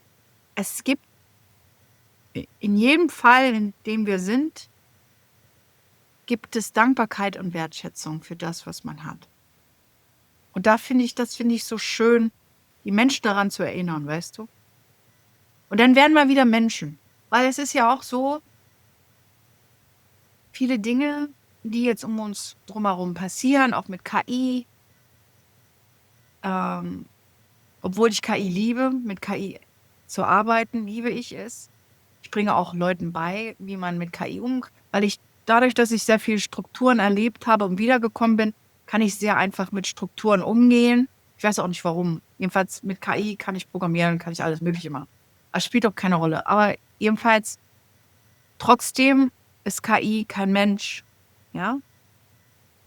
Und dieses Menschliche behalten wir uns durch Wertschätzung und Dankbarkeit. Das ist, glaube ich, das Wichtigste. Ja. Und das macht uns auch glücklich. Also wenn wir in Dankbarkeit leben und in Wertschätzung leben, sind wir total glücklich. Es ist immer, wenn wir uns davon entfernen, dass wir dann nicht glücklich sind. Mit dem, was wir haben. Und dann muss man wieder konsumieren. Also so wird es uns ja eingetrichtert, ja, das Konsum. Ja. Ja, also das vor 6 Jahren circa hatte ich 6 Monate 5-6 Minute Journal. Also 3 Minuten morgen, 3 Minuten abends. Und da war auch, jetzt weiß ich nicht ganz genau, meine Kollegin hat das Buch sich geschnappt und sich dann meine Notizen angeschaut. Es ging darum, um dich zu inspirieren, das selber zu machen. Und ich habe das Buch immer noch nicht zurückbekommen. Aber es war irgendwie so mit 3 Sachen, die man dankbar ist, positives Vorstellen und dann am Abend, was ist Schönes passiert, wo könnte ich besser werden. Nicht als Kritik, sondern zu sehen, ich habe was gut gemacht, ich kann da noch mehr Mensch werden. Das waren dann 3 Sachen morgen, 3 Sachen abends. Mhm. Mhm. Das habe ich da 6 Monate gemacht und dann wurde ich einfach so aus dem grünen, blauen Telefon, ja, ich habe gehört, da ist ein Retreat. Und dann, das war am Montag und dann am Dienstag hatte ich dann mit einem der Organisatoren gesprochen. Am Donnerstag war ich dann in Bulgarien. Oh, Und ich war da so arbeitslos oder ich war dann Wiedereinstieg nach der Depression am Arbeitsplatz. Er hat gesagt, ja, geh einfach. Meine Ex-Frau hat gesagt, ja, du musst auch mal raus. Du bist immer zu Hause, immer auf die Kinder, immer alles. Also du musst auch mal etwas für dich machen und so weiter. Und ich so, wow. Aber das war nach 6 Monaten da immer das Spüren. Das heißt, viele sagen ja, diese Dankbarkeitsjournals oder Journale, da sollte man das spüren und dann aufschreiben, für was man dankbar ist. Also wirklich das Spüren. Das bringt einen vorwärts. Und ich war auch da in der Gemeinde bei der Hilfe, diese negativen Gedanken umzubauen. Und sie hat auch gesagt, wenn man 3 Sachen pro Tag, also am Abend vom Bett, sich nochmal an 3 Sachen erinnert, die schön waren. Und sie hat gesagt, sie hat so viele kennengelernt, die haben nichts gesehen. Aber mit der Zeit plötzlich, wenn man da wirklich dann so 3, 4, 5, plötzlich 10 Sachen sieht, die schön waren am Tag, da konnte sie einfach die Veränderung in den Personen sehen. Diese Depression, diese Angst, das alles ging wie weg, weil man dann plötzlich sich eben auf die schönen Sachen konnte. Und dann wurde das Leben auch einfach, schöner, eben ein neues Leben. Obwohl es war ja dasselbe eigentlich. obwohl einfacher und schöner ist auch ein langweiliges Leben. Weißt du, was ich meine? Es muss ja auch knallen, es muss auch schwer sein, es muss verdammt schwer manchmal sein, weißt du? Und wenn man diese Schwere erlebt hat, dann hat man auch eine Dankbarkeit, wenn man sie nicht erlebt. Weißt du, was ich meine? Ja, ja, aber es ist ja, wie es ansieht. Also viele sagen, das Leben wird anders, aber es kann nicht sein, dass das Leben genau gleich ist. Es ist nur, wie wir es betrachten, wie wir es. Mhm. Sind wir dankbar dafür oder nicht? Wenn ich sage, ja, jetzt schon wieder, jetzt wurde also Gott gibt es nicht, weil das ist passiert. Das Fahrzeug ist stehen geblieben, dann musste ich eine halbe Stunde laufen und dann habe ich mit diesen Leuten reden müssen, überhaupt. Oder man ist dankbar, sagt, ja, ich hatte etwas Ruhe, weil ich war etwas gestresst, das Fahrzeug blieb Ja. stehen, ich konnte Ja. mit diesen tollen Leuten sprechen, keine Ahnung. Ja. Es ist ja genau dasselbe passiert, es ist aber wie die Auffassung, Mhm. wie man es interpretiert. Ja, ich nehme an, das ist, was viele sagen, das Leben. Oder die Synchronisation. Mein Kollege sagt, man vibriert anders und durch die Vibration hat man vielleicht eine andere Tür geöffnet und jetzt kommen andere Leute auf einen zu. Eine Jobmöglichkeit, Arbeitsmöglichkeit oder neue romantische Partner oder tolle Kollegen.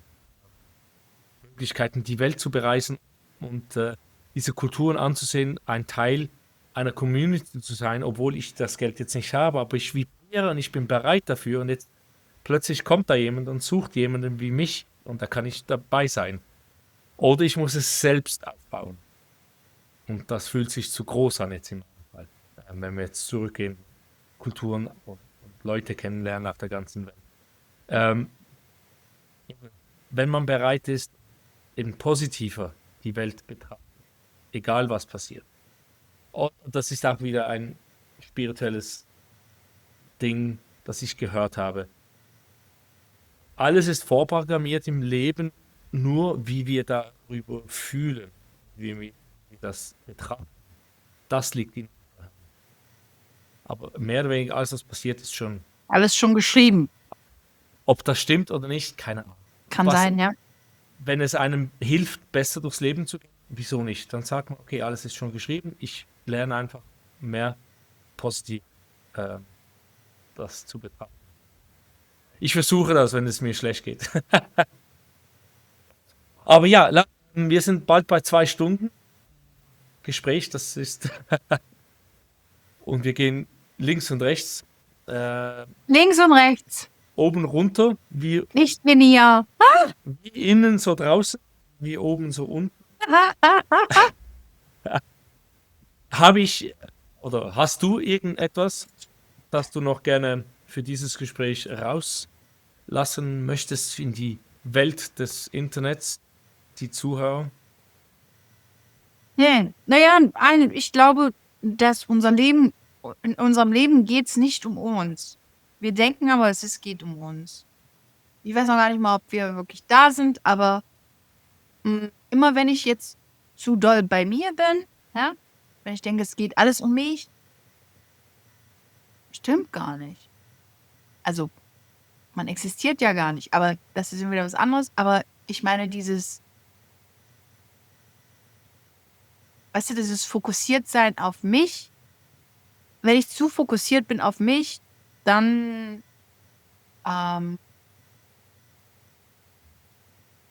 glaube ich, ist es nicht die Lösung. Sondern es geht darum, ich habe eine Gabe oder ich habe irgendwas und kann Menschen helfen damit. Ja, oder meiner Umgebung oder was auch immer. Ja. Und wenn ich damit beschäftigt bin, das zu geben, was ich habe, dann geht es mir gut. Also dann bin ich nicht, man nennt das im Deutschen sagt man Ego oder im Normalen sagt man Ego dazu, ja. Die Frage ist, gibt es wirklich ein Ego? Weiß ich nicht. Aber man sagt dazu Ego, ja, weil man ja dann nur mit sich beschäftigt ist, ja. Und es ist interessant, wir sind jetzt in einer Welt, die immer mehr dieses Selfie-Mentalität, dieses Influencer sein wollen. Es geht eigentlich nur um sie und um ihr Ego, ja, und das Darstellen. Und da ist es aber auch nicht, also und wenn wir zu dolle in unserem sind, also hier im Kopf immer im unseren sind und nicht draußen, dann bewegen wir uns nicht. Also dann ist keine Bewegung da und dann ist es meistens so, na, willst du die anderen auch noch Nee, ausmachen? nee. Andere, du siehst, sollten alle gleich hoch sein. Ja. Wie ist die so schnell runtergebrannt? Ja, Ja, die hat gleich sich hoch. beeilt. Die hat sich beeilt. Die hat gesagt, Das Leben geht schnell. Das habe ich erst jetzt ja, bemerkt. Meine, ja, wie hat die so schnell? Ja, die muss auch ziemlich hoch gebrannt haben. Hab's nicht ja. mal bemerkt. Zum Glück ist das einfach ein Metallständer. Ja. Ja, eben, das ein bisschen ist vielleicht ein Teil von unserem Gespräch. Also, wie du gesagt hast, Eine Spiegelung. das langsamer werden. Du Ja. hast ja, ich wollte eigentlich nicht mehr darauf zurückgehen, weil sonst öffne ich wahrscheinlich noch 10 mehr Türen, aber du warst sehr materialistisch, sehr 3D, Business, verheiratet, großes Haus, alles wurde gemacht für dich. Genau, ja. Und das war ja dann das schnelle Leben. Aber es Und hat viel was gefehlt. gearbeitet, mein Gott. Ja, aber dann am Ende ist es ja so, es endet so und so alles in blauen Plastiktüten, weißt du? Als ich die Wohnung meiner Oma aufgeräumt habe, als sie dann gestorben war, es endet so und so alles in Plastiktüten. Weißt du, was ich meine? Auf dem Müll. Ich weiß ja nicht, also dieses ganze Idee mit diesem Konsumieren, ja? Ich muss das haben und dann bin ich glücklich. Und dann denke ich mir, oh Mann, ey, und dann ist dein Leben vorbei und dann endet so und so im blauen Plastikbeutel. Weißt du, was ich meine? Diese Gedanken hatte ich die letzten 2, 3 Wochen auch. Ich dachte, eigentlich ist es seit Jahren, ich weiß nicht mehr, wann das war mit diesem minimalistischen Mhm. Doku-Film auf Ja, Netflix ja. oder wo das war. Diese Leute, die da auch, also die waren noch jung, 30, 32, und die gingen ja die Leiter rauf, da Business, irgendwas, Economy. Und die haben ja da großes Apartment und 2 Esstische im Apartment und wieso? Und dann 2 Sets zum Essen. Ja, wenn man Gäste hat, von diesem, wenn man alleine ist, hier. Wenn man Gäste hat, isst man an diesem Tisch, wenn man alleine ist, da. Und da dachte ich, was? Wo? Amerika? Also ganz krass. Und dann haben die ja dann angefangen, also nicht auf diese 100 Stück Reduktion, da gibt es die Hardcore-Minimalisten. Also Ja, eine ja. Gabel ist ein Stück, also wenn man ein Service hat, das sind das schon 5 Teile und hat nicht mehr als 100 Sachen. Ähm, aber trotzdem hat das mir doch recht viel. Und da war ja auch Tim Ferriss mit dieser Japanerin, die auch das Minimalismus, die Bewegung hatte, aber mehr das Japanische. Das heißt nicht, man muss so wenig wie möglich haben, aber nur das, was gibt dir Energie, was brauchst du? Also ich brauche die Gabel und das Messer, aber ich brauche nicht 20 Stück. Also habe ich eben Bilder oder Statuen oder Bücher und ähm, brauche ich die alle? Ja. Oder kann ich die weggeben? Das war das beim Tim Ferriss. Ich weiß nicht mehr, wie diese japanische Frau geheißen hat Mhm. oder hieß, heißt das, glaube ich, auf Deutsch. äh, Dass man eben das in die Hand nimmt und das anschaut, wieso ist das in meinem Besitz, kann ich das noch verwenden oder nicht? Und da geht man durch die Kleider, man geht durch die Bücher, man geht. Und ich hatte auch das Gefühl, ich habe viele Spielsachen für die Kinder, wenn sie hier sind, aber das Tablet und PlayStation und Computer sind wichtiger. Mhm. Äh, also los, raus damit. Und irgendwie hänge ich daran. Und dann, und dann war ein Tag danach, kommt dann auf meinem YouTube ein Astrologe und er spricht dann ein paar Sachen, die bei mir sind. Also Stier ist bei mir stark, Witter Stier, Aszendent und Sonnenzeichen. Da steht anhand von diesen, fällt es einem schwer, das Materielle loszulassen. Ich so, ja, definitiv. Aber ich weiß, ich brauche nicht alles und trotzdem fällt es mir schwer. Mhm. Wie du sagst, es endet ja im Endeffekt, falls ich jetzt sterbe. Wie viele Sachen hier werden meine Kinder wollen? Wenig. Ganz wenig, ja. Und das Ganz endet wenig. Ja. alles in so einem blauen Plastiksack. Ja, oder beim Roten Kreuz. Also die Ja, Möbelsachen wahrscheinlich Roten Kreuz. Äh, und der kommt drauf Rest. an. Kommt drauf an. Ich weiß, es ist Wahnsinn, also, es ist verrückt. Äh, wir, wir konsumieren und stellen hin und denken dann, das ist es. Ja? Und dann wird es dann nachher noch so weggeschmissen. Aber es ist halt auch dieses Hinterherrennen. Ja, weil Konsum ist halt so eine Identifikation, ja, des Erfolgs auch, an dem jeder glaubt in der westlichen Welt. Und den machen halt alle mit. Und dann, oh mein Gott, die Leute lassen sich Dinge abschneiden, verändern, weil sie denken, nur dann sind sie glücklich und werden geliebt oder, ja, also alles, es ist jetzt schon auch auf einen höheren Punkt, wo es ist, also man konsumiert jetzt nicht nur, um sich zu schönen oder irgendwas schön zu haben, sondern man verändert sich jetzt auch schon, um dann eine Identifikation zu haben, ja. Also auf so vielen Ebenen ist es, ist es nicht gesund, sage ich mal, ja. Und wenn wir jetzt eben, du hast gesagt, du hast Ayurveda gelernt Mhm. Mhm. und da hat man die Doshas, Kapha, Vata, Pitta. Das heißt, Bitte, ja. unser Körper ist eine Expression unserer Seele. Ja. Und dann möchten unsere Brüste kleiner oder größer. Das ist ja dann, kleiner geht dann mehr ins Vata oder Pitta und größer geht ja mehr ins Kapha und die Lippen größer, das ist auch wieder Kapha. Also man versucht sich eigentlich die Expression der Seele zu verändern. Also man ist ja, wer man ist. Aber ich meinte jetzt so diese Konsum bei Männern und Frauen. Ähm, ja, das ist dieses reingedrückt werden. Nur so bist du was wert. Ja, Ja, das ist das Schlimme.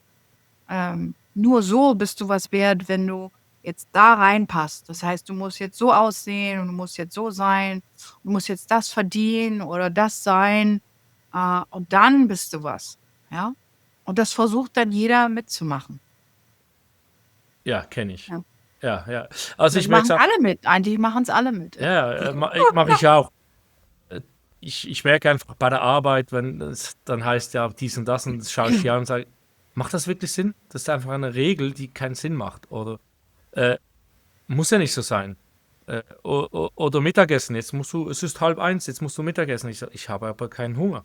Ich habe jetzt zum Glück eine neue Arbeit, wo ich das zum Glück selber bestimmen kann. Und der Mitarbeiter, der mit mir angefangen hat, sagt, ja, aber du lernst dann immer zur gleichen Zeit zu essen. Sag ich, schau her, wir haben verschiedene Architekturen.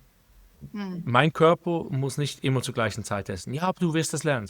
Ich bin bald 48, glaube mir. Ich war auf der Arbeit, wo man immer zur selben Zeit essen muss.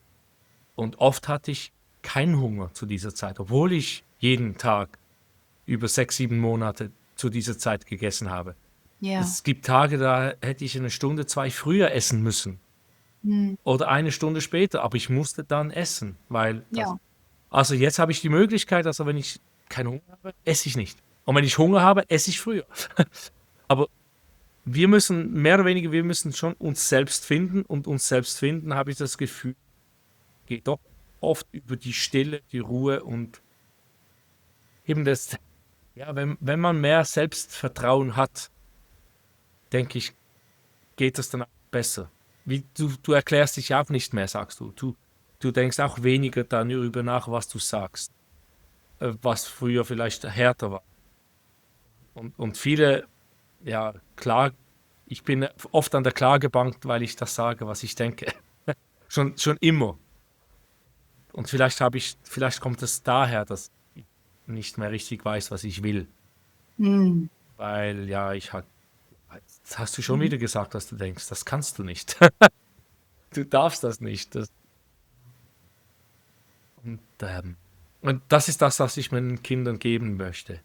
Liebe schenken, egal was sie gemacht haben.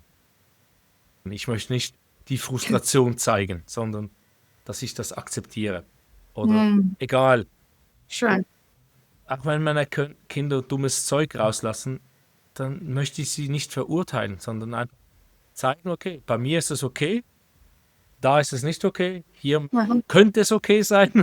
Oh, Und ja. ich möchte auch beibringen, dass ihre Mutter die Welt anders sieht als ich, Hm. oder? Und dass sie dann halt das sehen. Ja, hoffentlich mehr Selbstvertrauen haben oder ja, und dann Hm. besser durchs Leben kommen. Weil ich denke, das Selbstvertrauen, wenn das fehlt, dann wird das Leben schwer. Das Oder, stimmt. ja. So, wo können die Leute mehr über dich herausfinden? Also, ich habe schon mal gesagt, ich habe dich auf Instagram kennengelernt. Ähm, Ja, einfach Quantum Field Queen. und dann kommt da Webseite, Facebook, YouTube. Was kommt da? Alles so eigentlich, glaube ich. Alles. Ja, ja. Quantum Field Queen, ja. Und wo hättest du die Leute am liebsten? Hm. Ja, also ich habe immer schon Social Media ausprobiert. Ich bin auf TikTok ein bisschen, ich hatte mehrere Konten. Einige habe ich abgegeben an Leute, die es mehr brauchten. Ich baue jetzt erst gerade wieder auf. Ich bin jetzt auf Facebook, gucke mir Facebook an. Instagram ist sehr, sehr busy, sehr laut. TikTok auch sehr laut. Gucke ich erstmal auf Facebook, wie es da ist. Also auf jeden. Ja, jeder kann mich finden, da wo er Lust hat.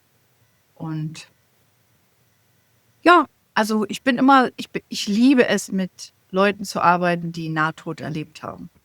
Das heißt, ich helfe ihnen gerne wieder in die 3D-Welt und wenn sie sich was aufbauen möchten, das macht mir am meisten Spaß. Ja. Ich habe also auch viele Klienten. Ich habe schon von dir erzählt. Sind auch Schweizer. Und also, wenn er dann, der eine, der heißt Alex. Alex hatte auch einen Nahtod, hatte einen Schlaganfall und ist wieder da und baut jetzt sein Business auf. Und Jolande auch. Die hatte auch Nahtoderlebnis und hilft jetzt Frauen, die ihre Kinder verloren haben, weil sie sehr verbunden ist mit der anderen Seite. Ja, also es sind ziemlich coole Leute, mit denen ich arbeite, weißt du? Das ist ziemlich cool. Das heißt, Leute, die Nahtod- oder Außerkörpererfahrung hatten und jetzt etwas Schwierigkeiten haben, wieder zurück Fuß zu finden auf dieser Erde. Naja, die haben, weiß ich nicht, ob sie Schwierigkeiten haben. Sie haben, ja, bestimmt. Also wir haben sie alle. Oder verwirrt. Vielleicht ist man ein bisschen verwirrt. Ja, verwirrt, ja. Aber sie wollen sich was aufbauen mit ihren Gaben, die sie jetzt haben davon, weißt du? Super, Ja, weil ich sehe das so als Geschenk. Du natürlich. bist ja wiedergekommen, hättest ja gehen können. Also bist jetzt da als Geschenk. Und was möchtest du verändern? Wem willst du helfen? Ja? Und viele Nahtodleute arbeiten ja auch im Hospice oder sind Doulas oder ja, sind mit der anderen Seite immer noch verbunden und fühlen sich da sehr wohl. Und das heißt, ich gucke dann auch immer, zum Beispiel Jolande, sie arbeitet mit Frauen, die Kinder verloren haben, weil sie sehr verbunden ist mit der Seite und kann da sehr beistehen. Weißt du? Ja, und genau das, du warst eine Businessfrau, ziemlich Genau. stark, und Ja. hattest aber auch Kunst mit Piano und all dem Zeug und der Nahtod, und da ist jetzt die Brücke. Das ist jetzt die Brücke, genau. Ja. Genau so ist es, ja. Sehr schön. Ja. Wow, super. Wir haben das am kürzesten Tag des Jahres gemacht. Woo! Und danke vielmals. Und euch Zuhören, danke, dass ihr so weit mitgehört habt. Und, ja, bitte teilt. Teilt und was heißt das? Kommentiert. Teilt eure Erfahrungen in den Comments. Das hilft mir und meinen Gästen, also generell. Das nimmt mich Wunder. Und ich habe ein paar Kollegen durch diese Comments bekommen. Sehr schön. Also, Vielen Dank. schönen guten Morgen, gute Nacht, guten Tag und bis zum nächsten Mal.